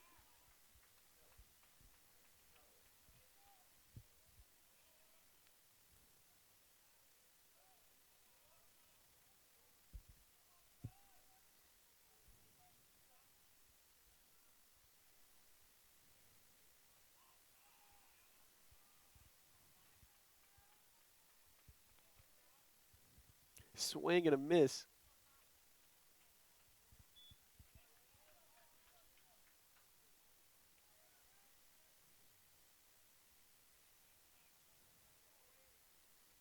In Lane De Leon still pitching well even after getting hit by that line drive last inning.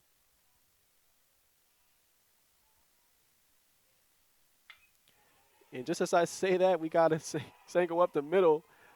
That'll bring two home. Score is 6-0. And like I said, Mahidi only has 8 hits on conference play, but every single hit has led to an RBI this season for him. And Beard is back up, and he's been trouble for Delaware State. He's 3 for 3. Every single time he's hit the ball has been right up the middle, up to center field. And he has a man on first.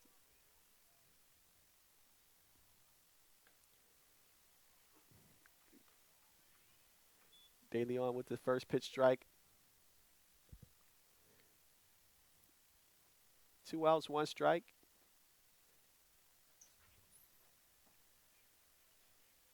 Saeed Mahidi on first.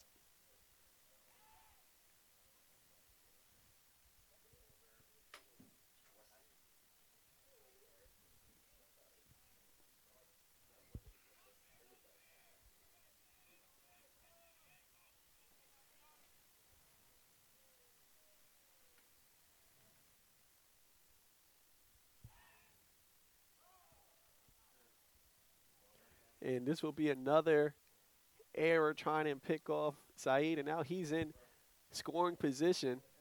Actually, looks like they're calling him back.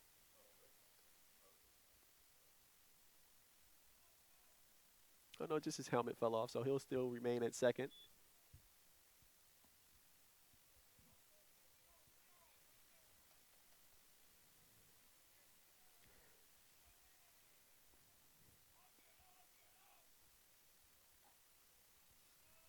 Score is 6-0, 2 outs. Beard with a swing and a miss.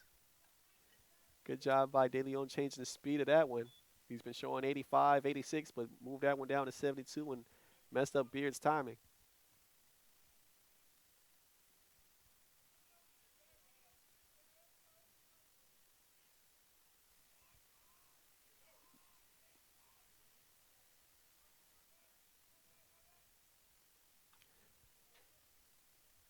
Beard will foul that one off.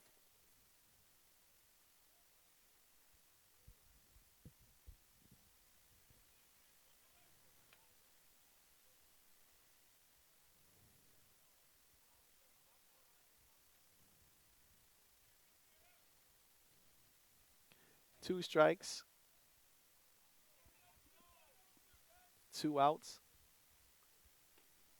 And that was strike number 3. Good job by De Leon just managing to get out of another dangerous position, but not before the damage was done. 2 runs in the top of the 6th. The score is 6-0.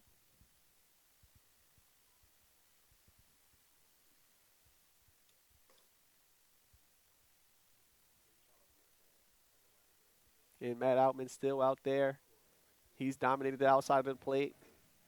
He's done a good job with locating the ball. He's done a good job changing his speed. He's not overwhelming anybody with high heat or anything. It's just good control of all of the pitches he's been making so far.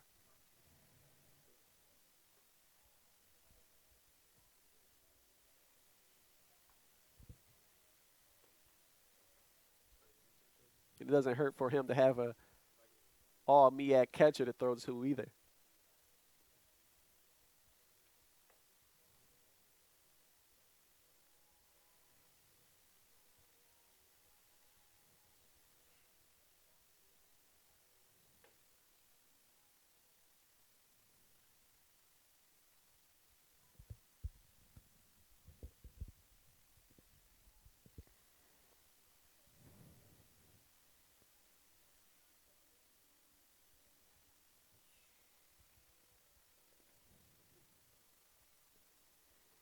Evan Riguez is up to bat, the catcher for the Hornets.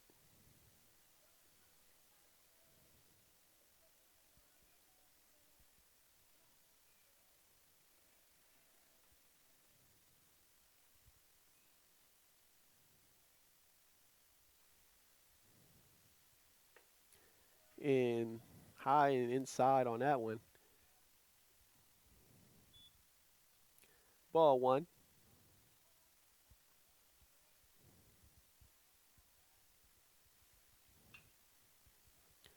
Riguez will foul that one to the left field. It counts 1-1.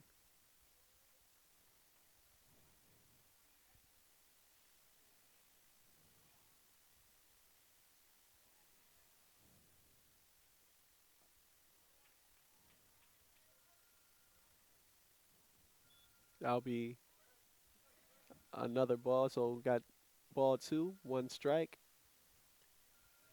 Bottom of the sixth inning.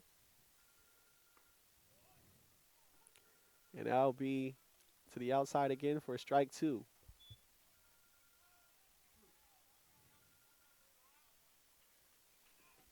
Matt Outman so far in 3 conference appearances has 2 wins, 1 loss. Entered the game with 39 strikeouts.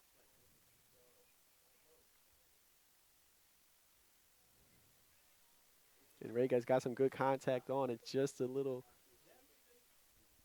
off on the timing.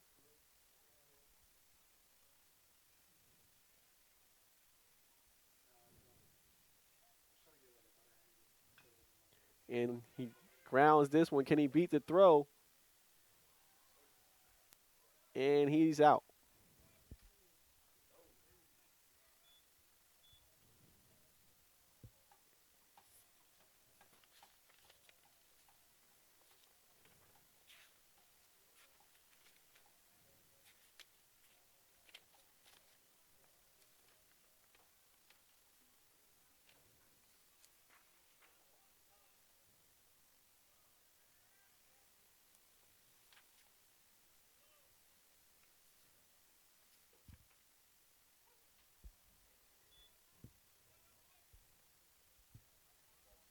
Strike one, 1 out. The freshman Henry's up again.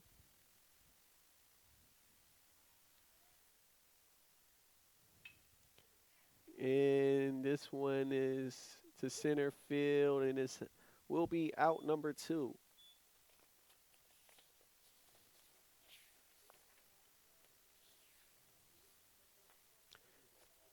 Dukes makes easy work of that one.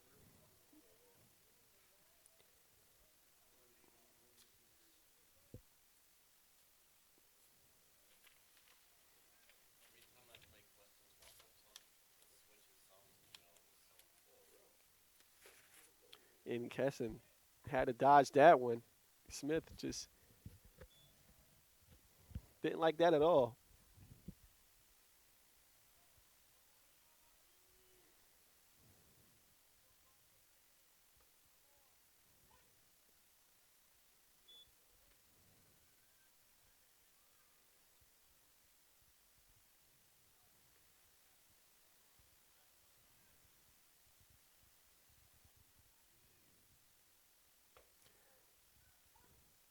and they're going to call that a strike on the outside.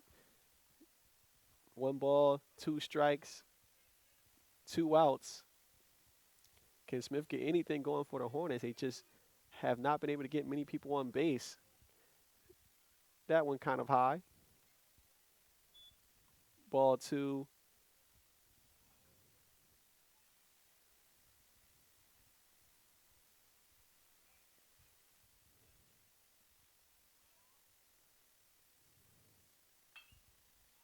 And Smith gets it just out the outstretched hands. And let's see if he can take that to a double. He'll beat the throw. Was able to get that one just by the first baseman. Beard made a good effort, laid out for it, but just great job by Smith lining that one to the right field.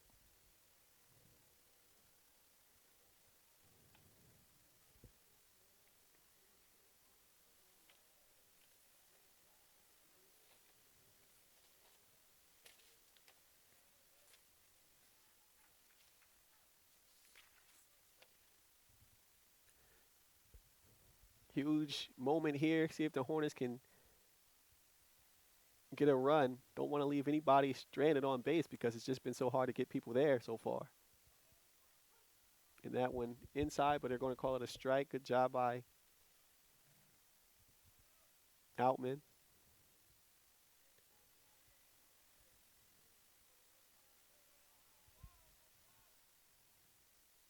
That one inside. And Outman switched his approach, was throwing to the outside of the plate a lot, but these last couple of at-bats, everything going inside.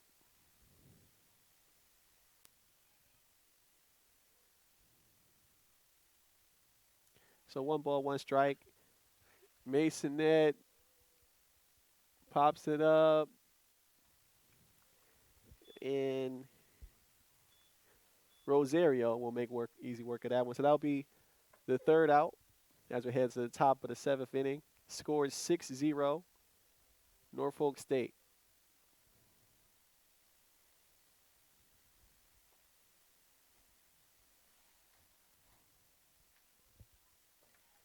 In Norfolk State, this is a team that is coming off probably their best season in recent history. They were able to beat VCU, a team that made it to the NCAA Super Regionals last year.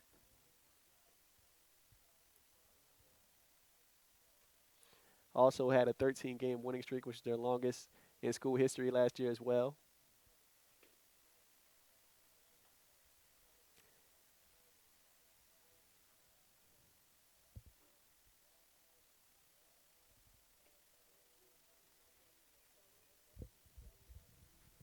De Leon still in the game in the 7th inning.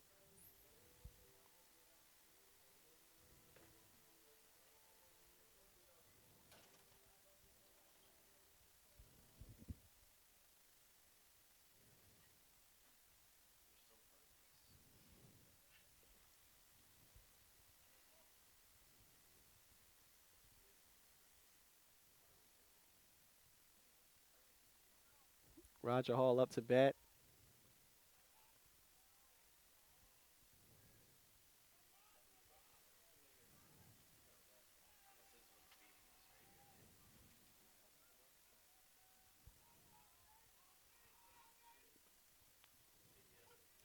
Breaking ball just gets to the outside of the plate. That'll be strike 1.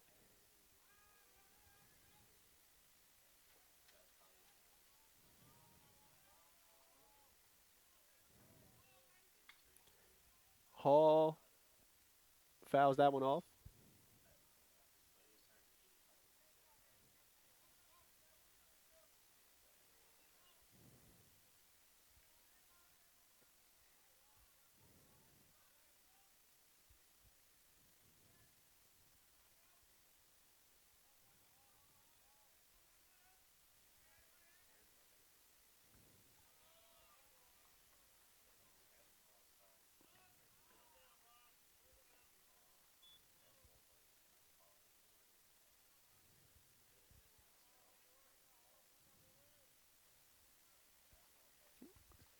2 strikes, 1 ball.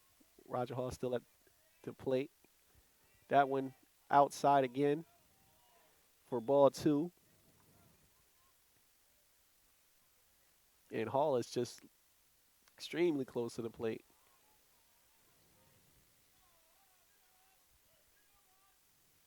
Let's see what they'll do with this pitch here. Once again, another one to the outside will be ball again. So full count here, 3-2.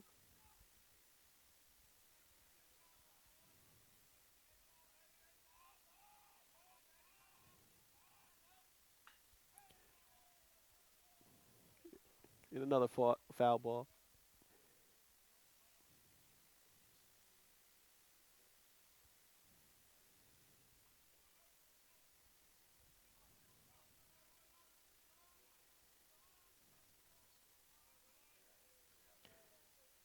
And a swing and a miss to get Roger Hall out of there.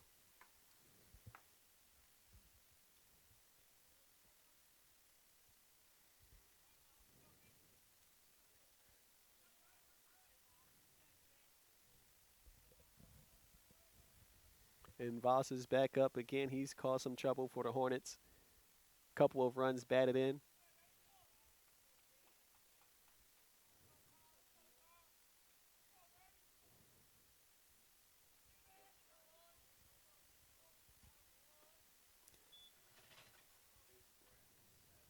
Ball 1.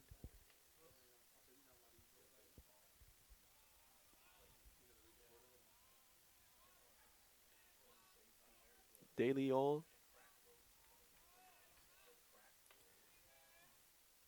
to the outside.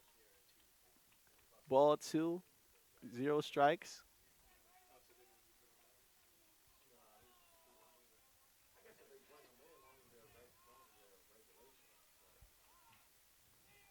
And really low on that one. The Ray guys couldn't really handle it.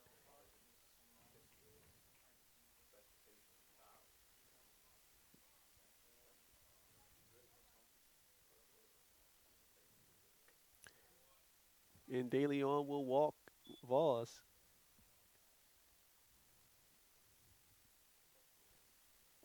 Wonder if it's time to take him out.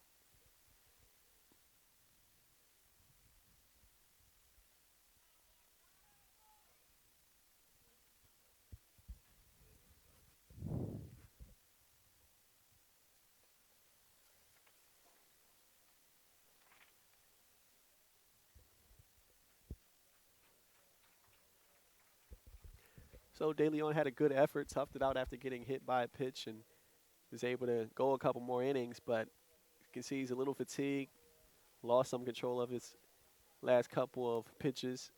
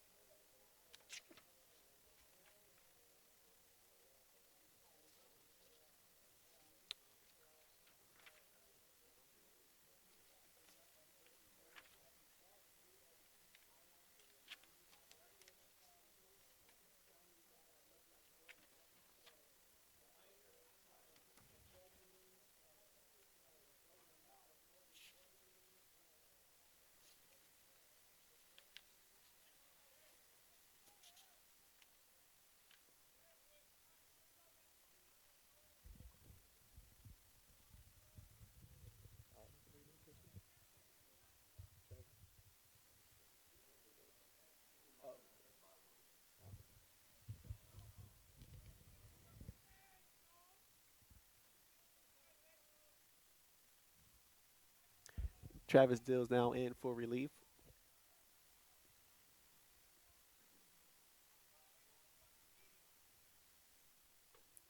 And outside, way outside on the first one.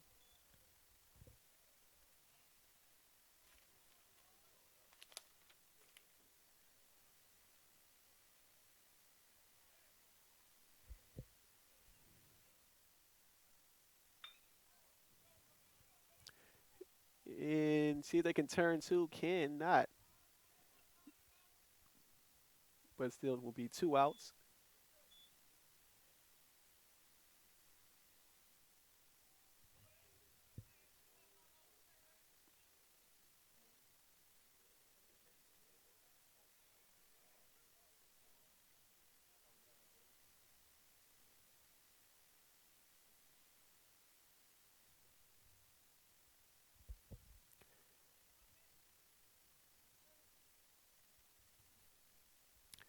This is Travis Dill's 11th appearance of the season.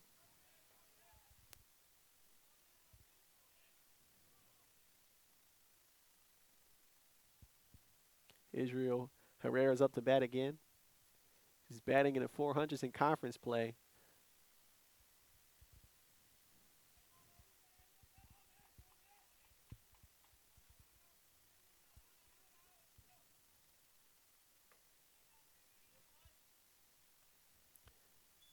That'll be a ball on the first pitch to the outside.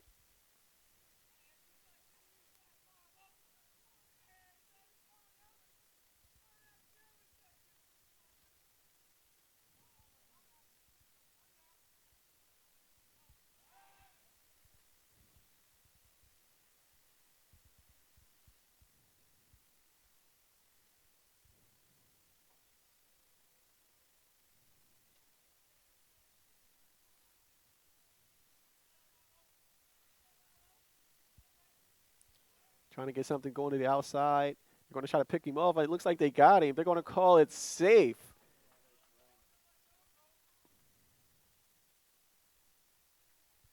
That was a good job by Dill and Reguez on the same strategy on that one, but unable to get him picked off.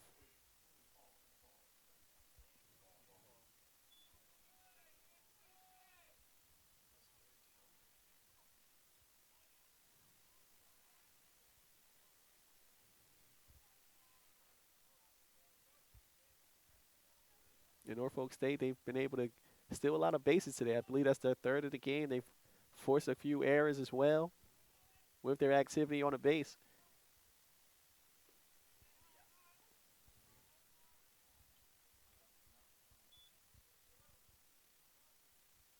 So that'll be a strike. So 2 balls, 1 strike. 2 outs. Norfolk State did a lot of damage last inning. They were able to bring in 2 more runs.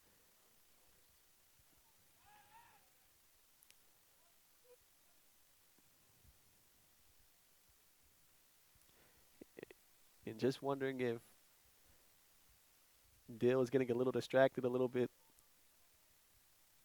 second base here as everybody keeps trying to get a large lead and trying to steal another one.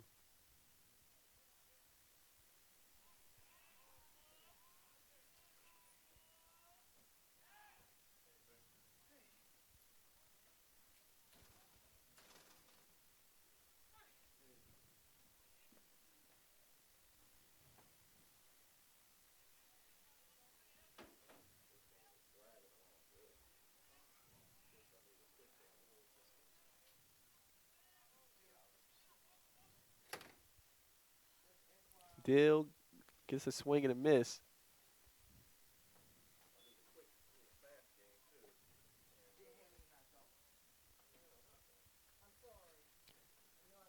Counts 2-2.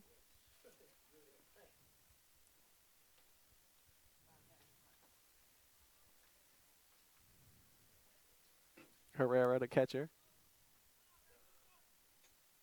seeing if he can extend this lead to 7.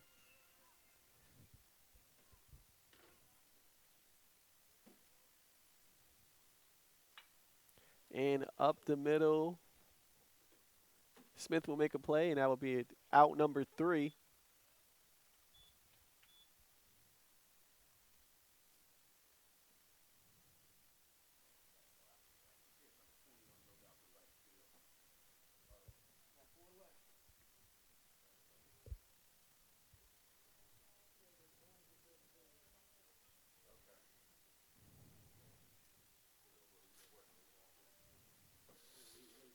And here's Smith at his last plate appearance, was able to get it out the outstretched hands of Beard and was able to turn 2.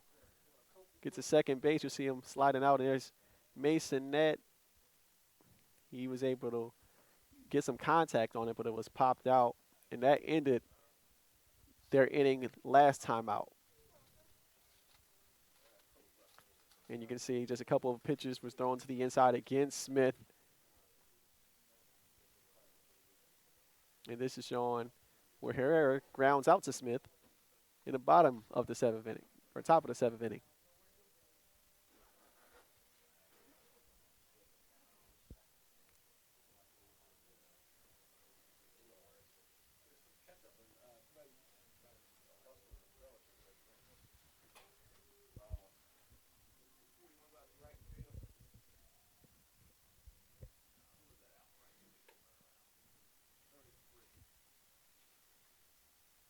And there's some fans again making it out to Soldier Field.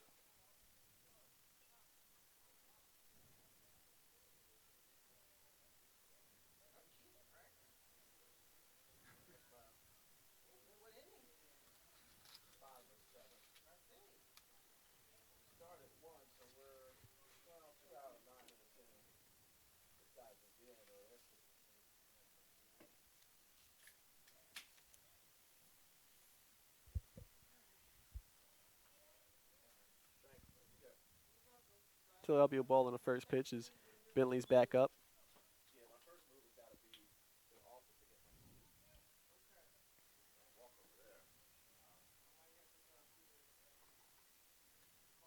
Bentley swinging and miss.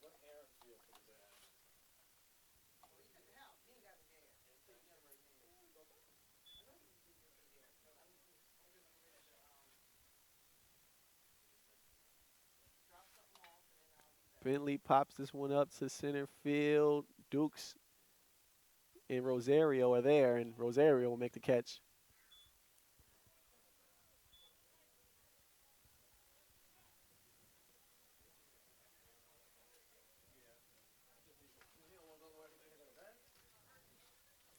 Zalecki is back up. He's 0 for 2 in his last 2 appearances. Leads the Hornets in batting average so far this season.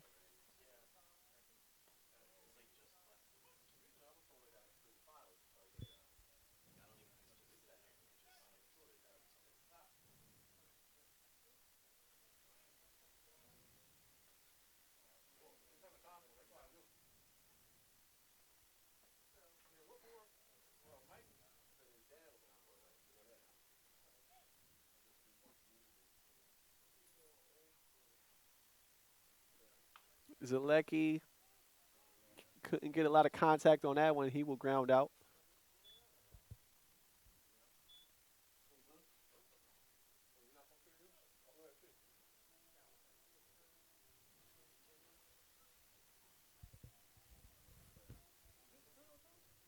So 2 outs quickly in his bottom of the 7th.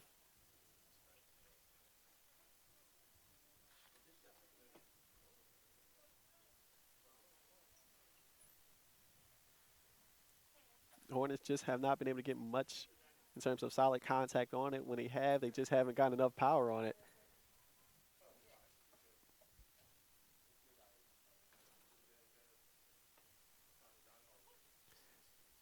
So strike again.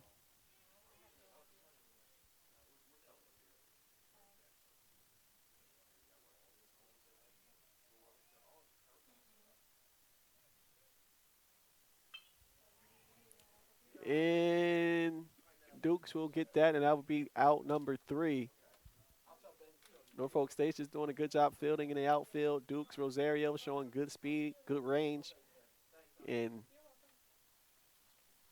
they just can't get into the gap between those guys.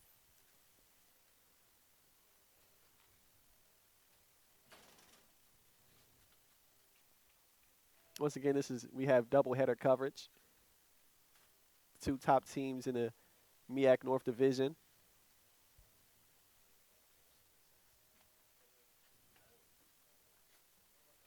And here's just a couple replays as Bentley flies out. Rosario makes work of that one out there.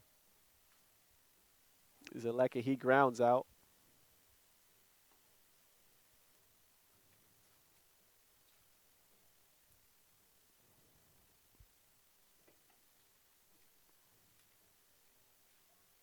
And then on Durko, he'll fly out as well.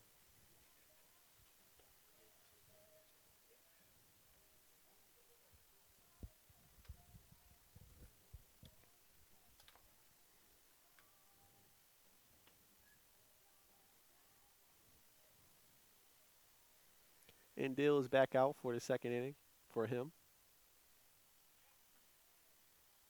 He'll face Anderson.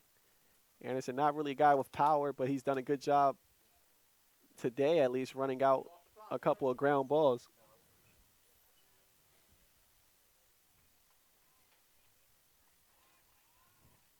Top of the eighth. Anderson fouls it.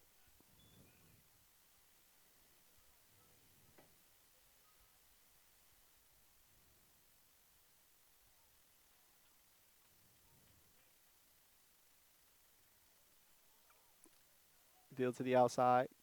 Couldn't get back into the outside of the plate. So 1 strike, 1 ball. Anderson, the first batter. Top of the eighth. Can he outrun this one? Smith can't make a play on it. This, if Anderson was more aware, they could have turned 2. Good job by him, though, outrunning another ground ball attempt.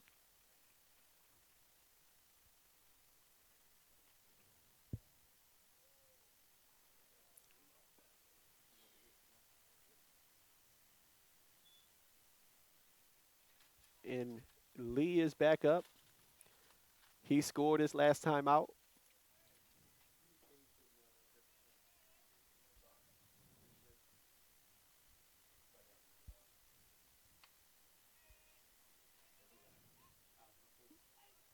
And this Norfolk State team has a good mixture of speed and power in their lineup.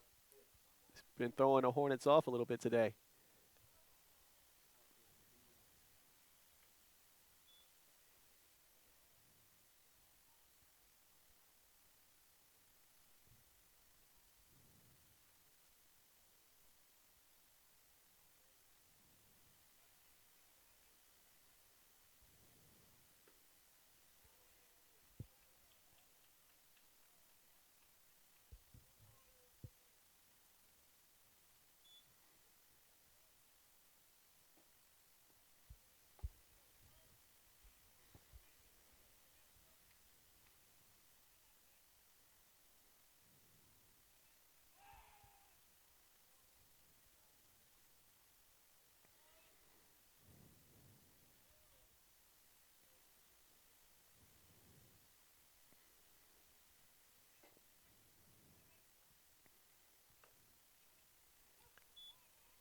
That'll be strike 2.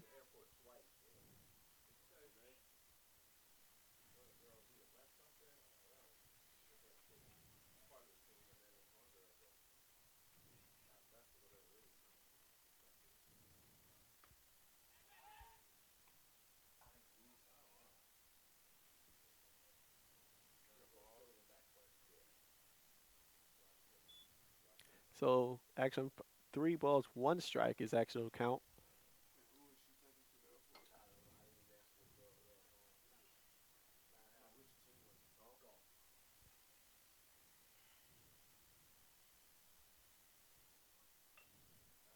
And that will be a foul. Lee trying to bunt to get Anderson a second.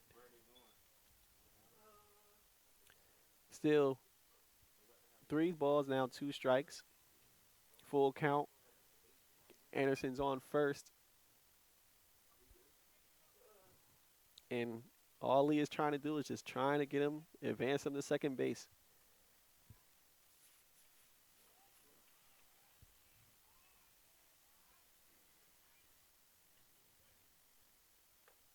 And a swing and a miss. Dill's doing a good job so far in relief. So when you're at the top of the lineup again, Dukes is back in. He's caused a lot of havoc. Each time he gets on the plate, it just seems like he's either forcing an error when he runs for a base or he just steals the base.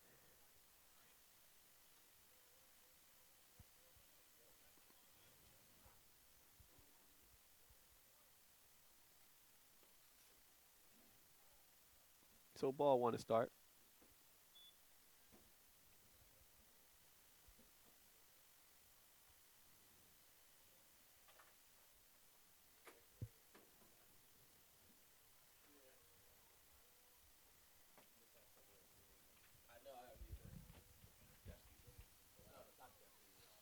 And Aaron pitch and Anderson's able to take second. Once again, Norfolk State, they lead the MEAC in stolen bases and stolen attempts, and they're showing why today.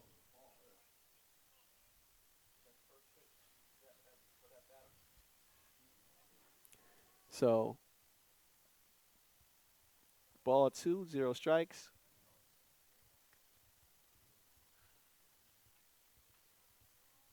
One out for Norfolk State at the top of the 8th.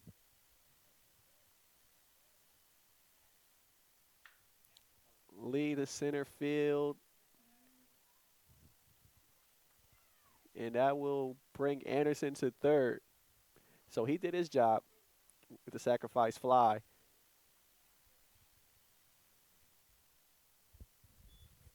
And Anderson was able to take 2 bases at that at-bat.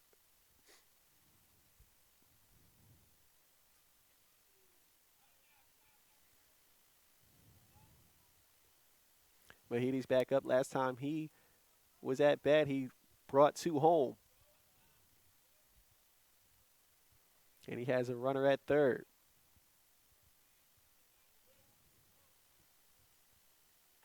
Swing and a miss.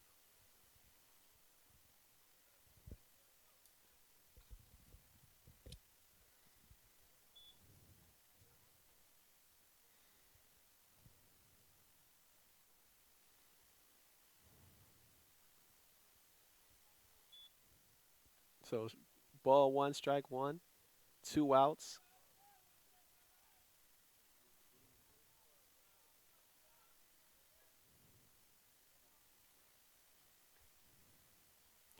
And strike 2. Full Mahidi with that one.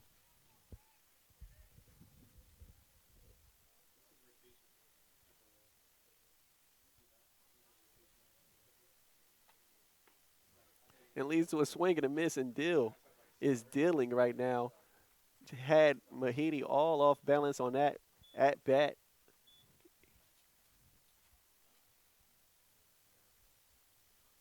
So entering the bottom of the 8th, the Hornets only have 2 hits so far in the game.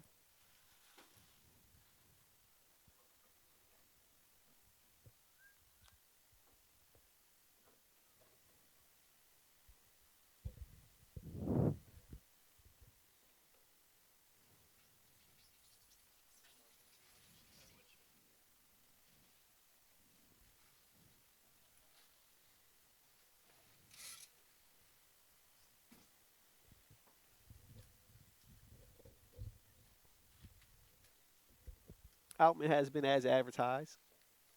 He was voted as the preseason MEAC Pitcher of the Year.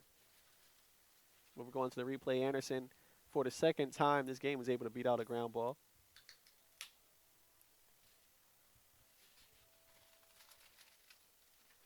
And then after a wild pitch, he was able to steal second. So you could just see how quick these Norfolk State Spartans can be.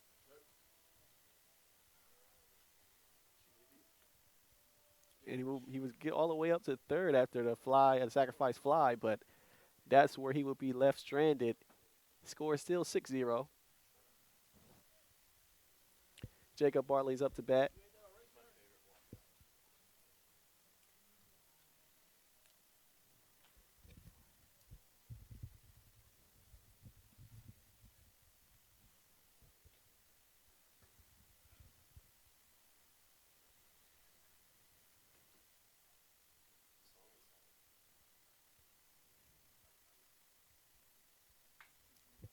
Bartley fouls it.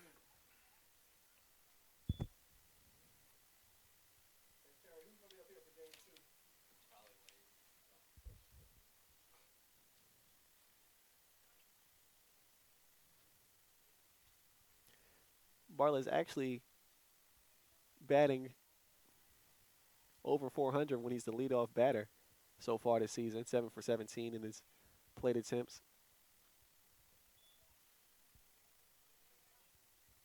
It would be huge if he can get to first and just get something going. They only have 2 hits, like I said, against Outman so far.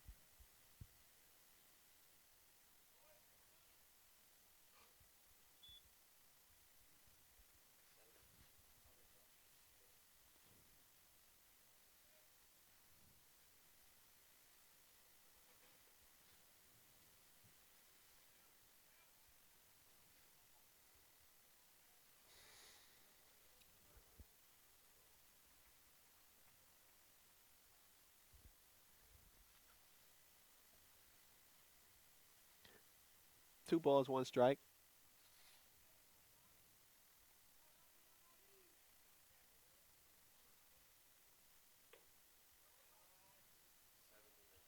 Ball 3.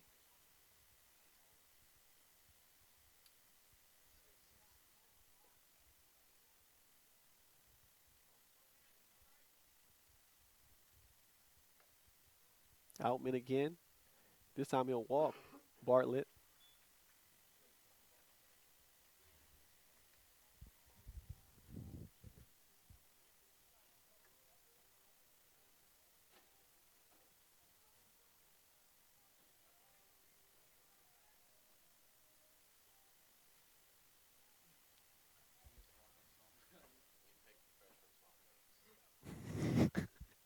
Chris Panzarella coming out to Justin Bieber Baby as his intro music. Swinging a miss for him.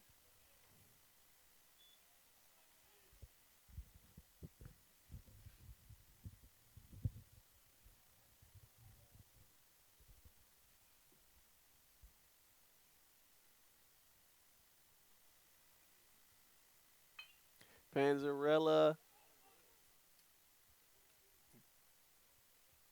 He'll get on base, but Bartlett's out at second.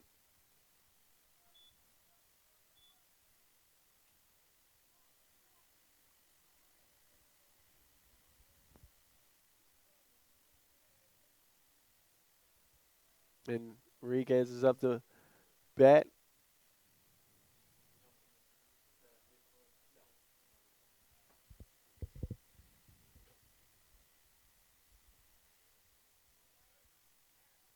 One out. Enriquez is up to bat.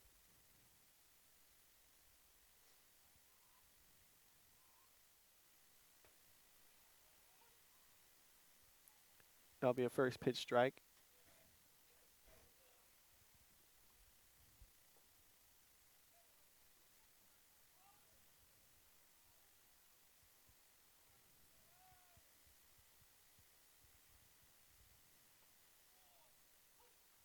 So Enriquez behind in the count early.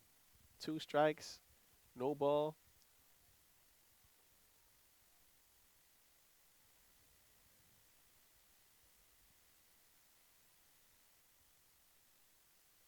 And once again, like we said, it's not Outman overpowering him with any speed. Right now, he's not even getting up to 80 miles per hour. Everything's in the 70s, but he's just got these guys off balance so far.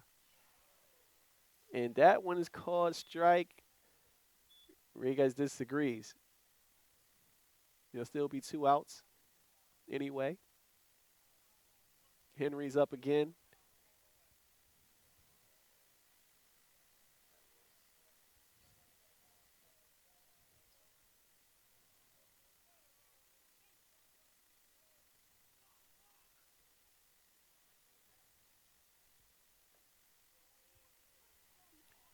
Strike for Henry.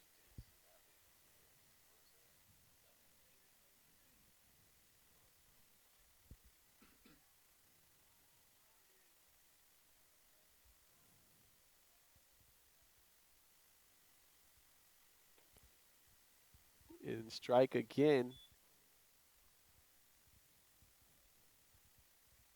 And that pitch was only 66 miles per hour, just changing the speed, 70s, low 60s, mid 60s.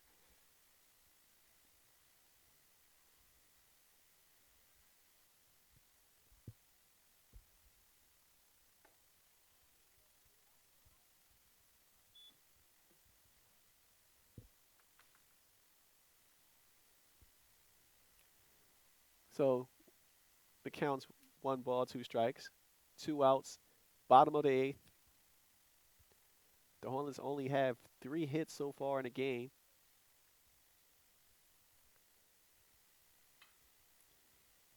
Henry, will it fall into the gap? It does. And that will bring the Hornets into scoring position.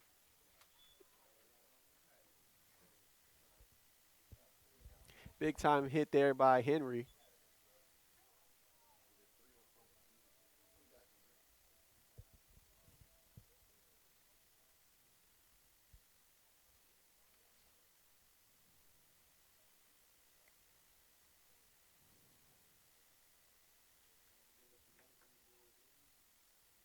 Smith, he was able to get a single at his last at bat.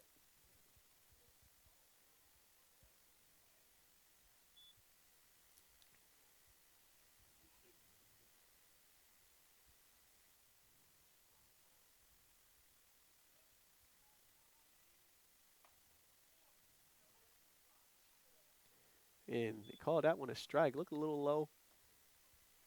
1 ball, 1 strike.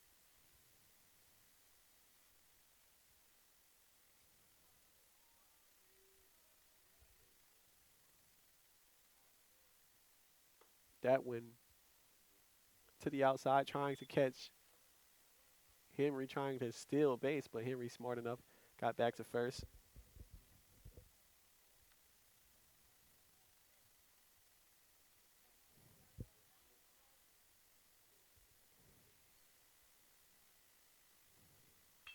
Smith right to Hall, and that will end the scoring threat at third. So top of the ninth, Norfolk State will lead 6-0 against Delaware State.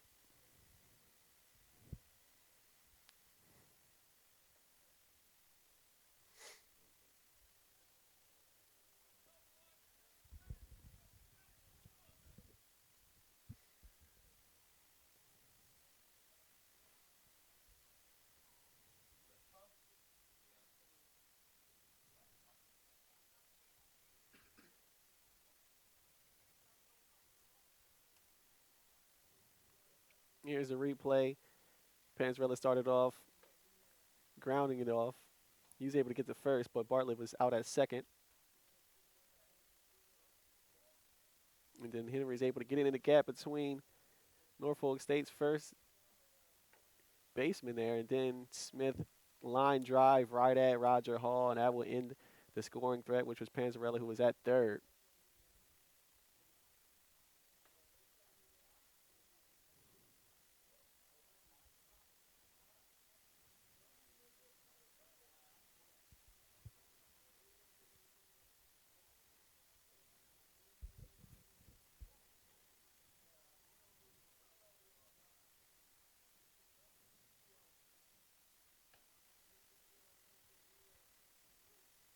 Travis Deal was replaced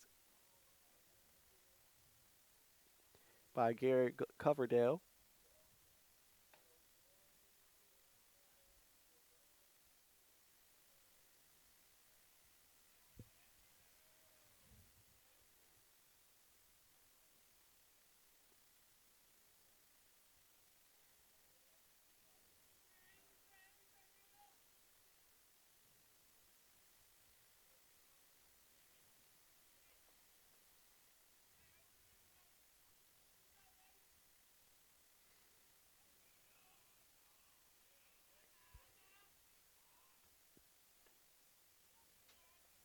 Beard's up to bat once again. Last time he was at the plate, he struck out.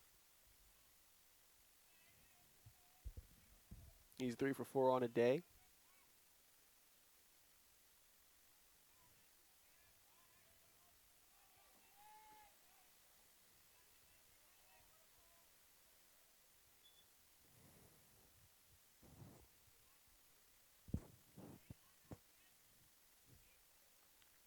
One ball, one strike.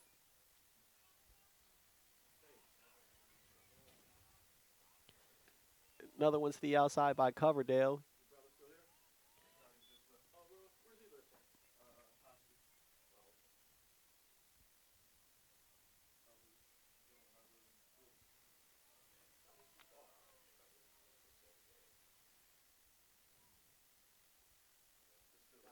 Once again, trying to get to outside the plate. He does on that one.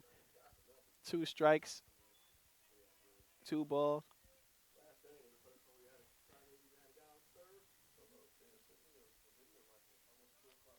Beard's the first, the leadoff hitter in the 9th inning. Thought about chasing that one, was able to hold off at the last second. So full count.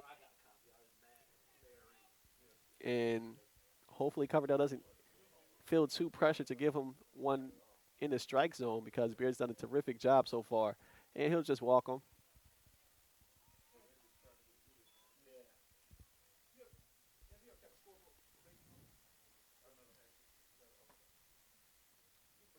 So Rodriguez will speak to Coverdale after he showed a little bit lack of control on his pitches.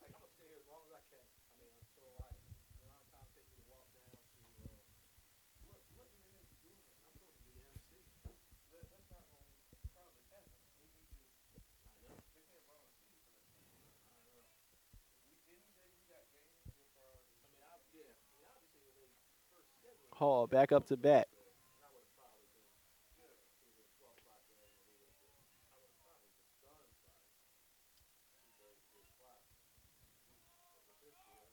And Rodriguez again going to speak to Coverdale.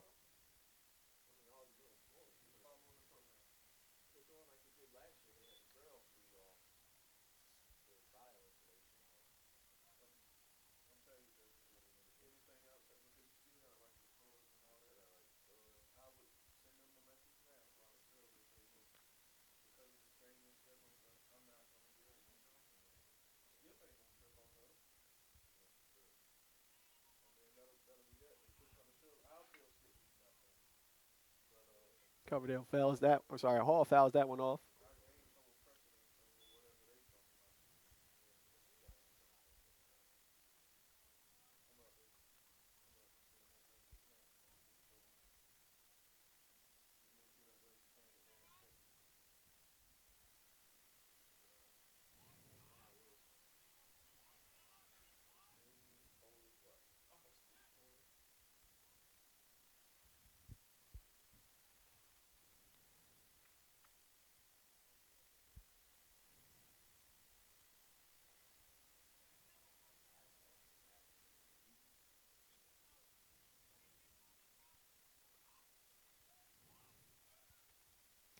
Trying to pick off.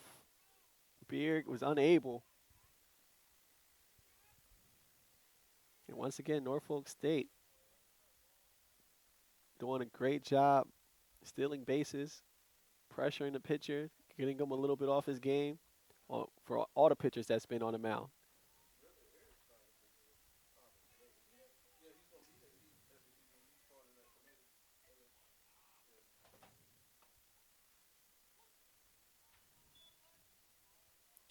So 2 balls, 2 strikes.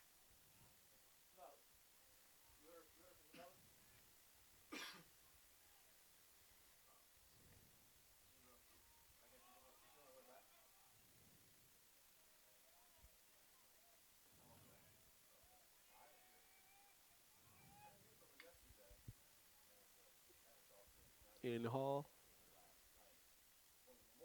A little off on that one. Fouls that one off.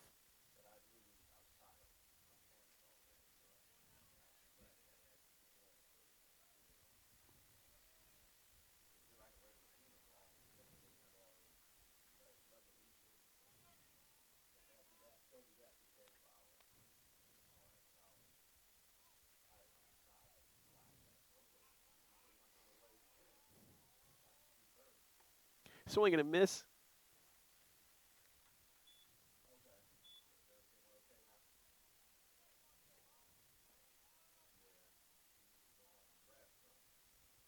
So 1 out, Norfolk State. They have a runner on second.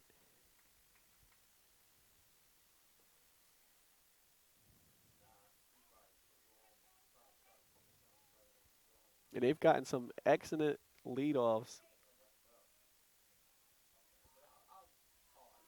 in pretty much every scoring inning where they just get somebody on first. He ends up stealing the base, and a sacrifice fly happens to get the person to third, and then they manufacture runs without the long ball.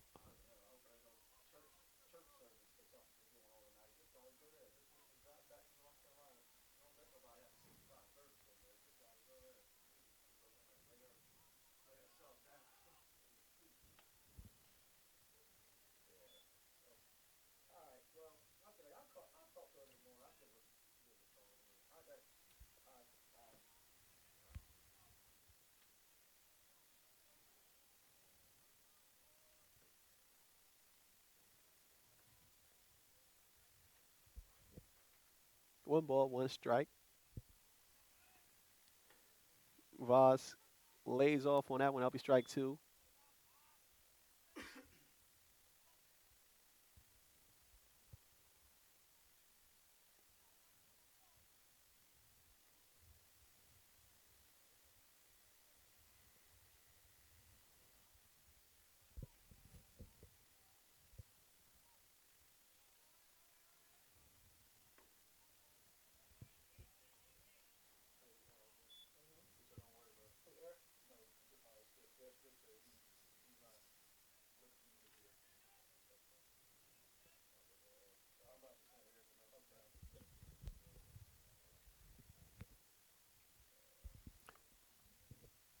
Top of the ninth.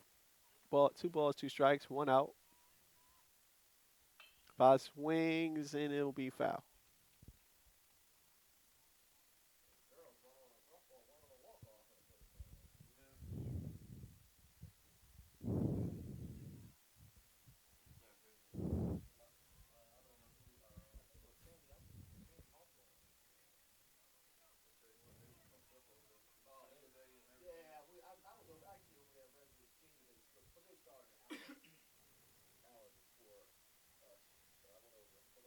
Voss swings and misses again, and he's out of there. So that was out number two.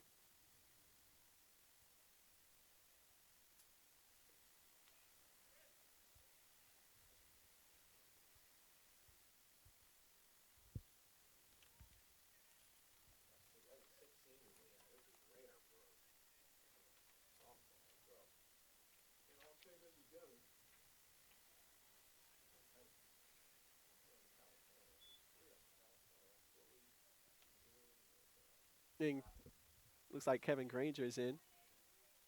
Utility freshman. Swings and misses.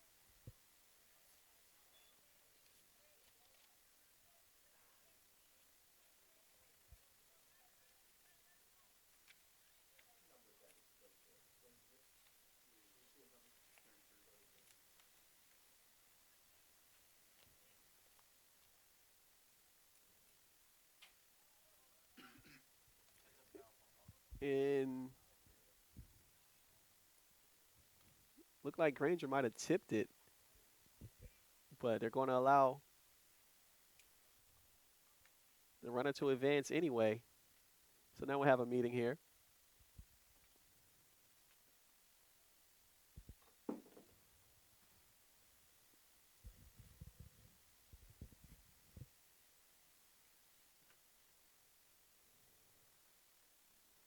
Here's the replay, and it looked like it tipped and changed directions on him.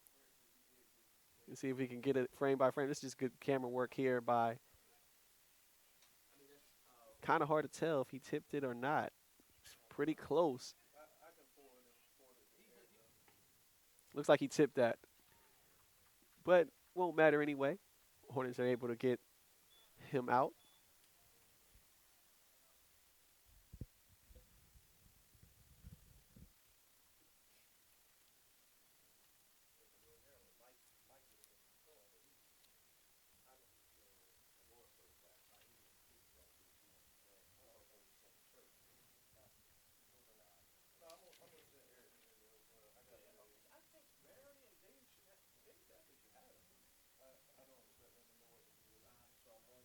Bottom of the ninth, Hornets are going to have to get something here, but it's hard to expect them to get 6 runs. They've just struggled.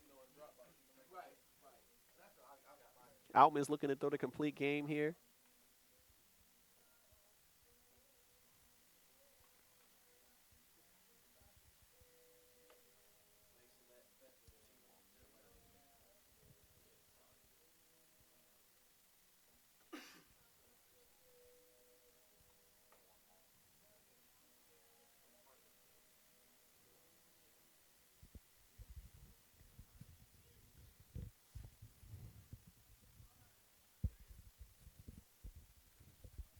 Masonette is back in, back at the plate.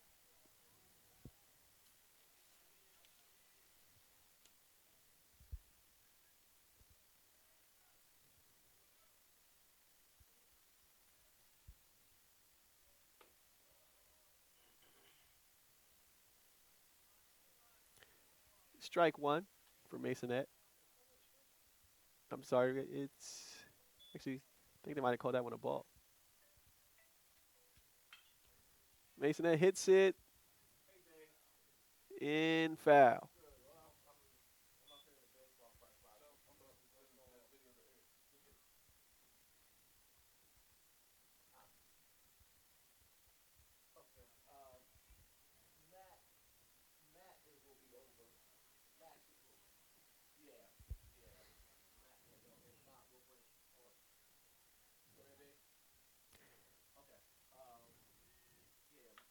Masonette grounds it foul.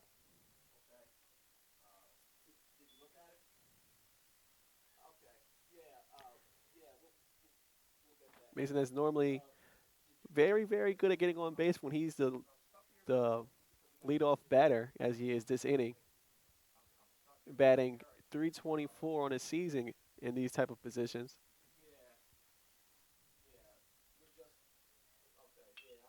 And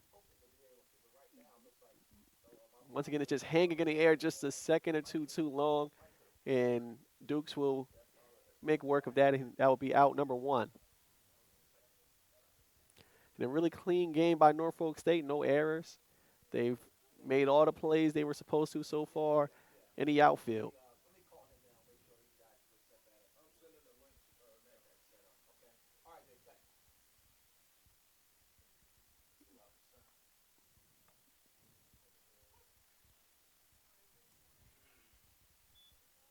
Strike 1 against Bentley.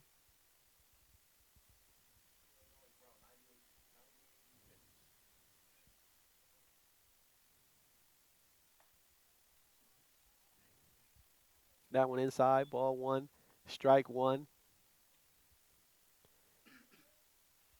Bentley came into the game batting over 370 against lefties.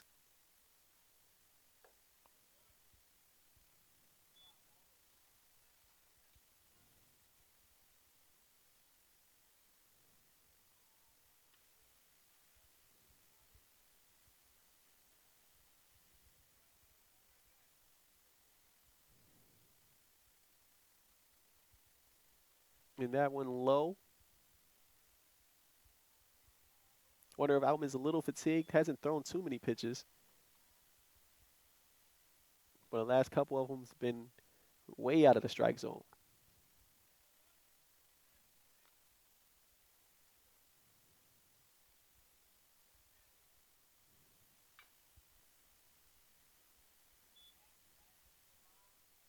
So we have a full count, 3 balls, 2 strikes, 1 out.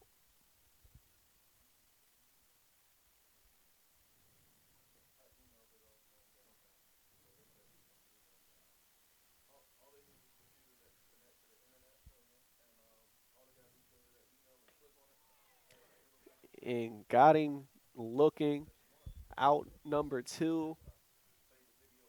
Bottom of the 9th.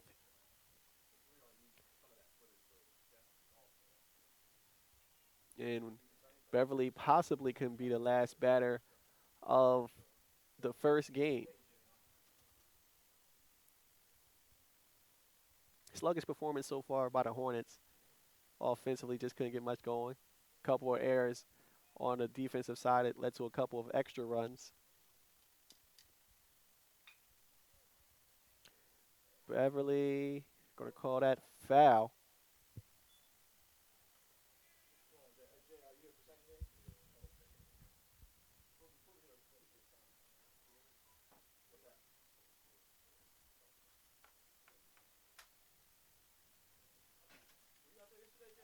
And it just went foul just before it reached third base.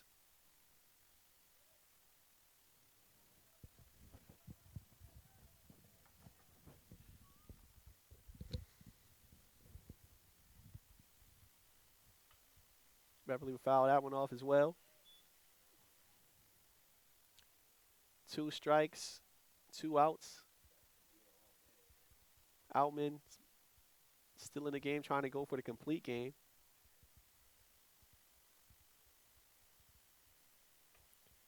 Inside, he's trying to say he got hit. They're going to have him stay at the plate.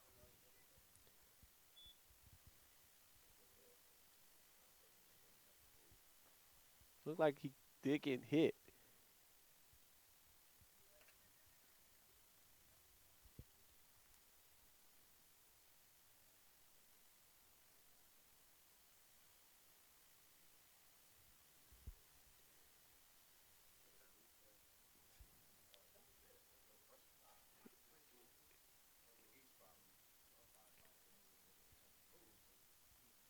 And looked like the umpire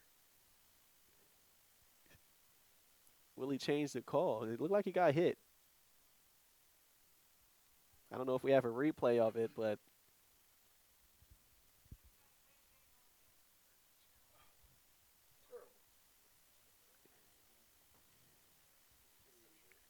and I don't agree with the ump on that one. So Beverly's still at the plate. I guess they're saying that he moved into it or something happened, but he definitely got hit by the pitch.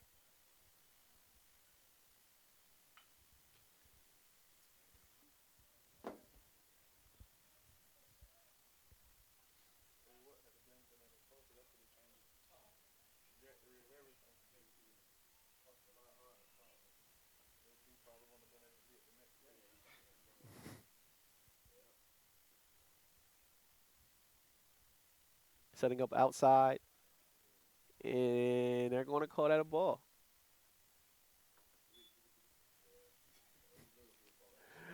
So ball 2, strike 2.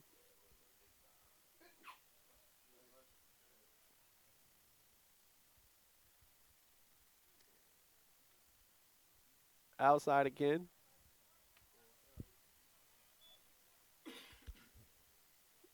And just a good job by Beverly. Not chasing anything outside the strike zone. And swings and misses. And that was one of the rare times we've seen Outman go in the 80s, and he was able to get Beverly swinging. And the first game of the doubleheader is 6-0. Norfolk State now has sole possession of the North Division lead. But, of course, the Hornets can at least tie it back up in the very next game.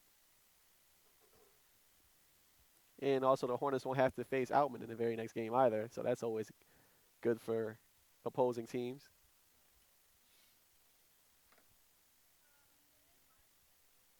And we will be back with coverage. This is WDSU-TV live stream. And in a few minutes, we will have coverage of the second game of the doubleheader.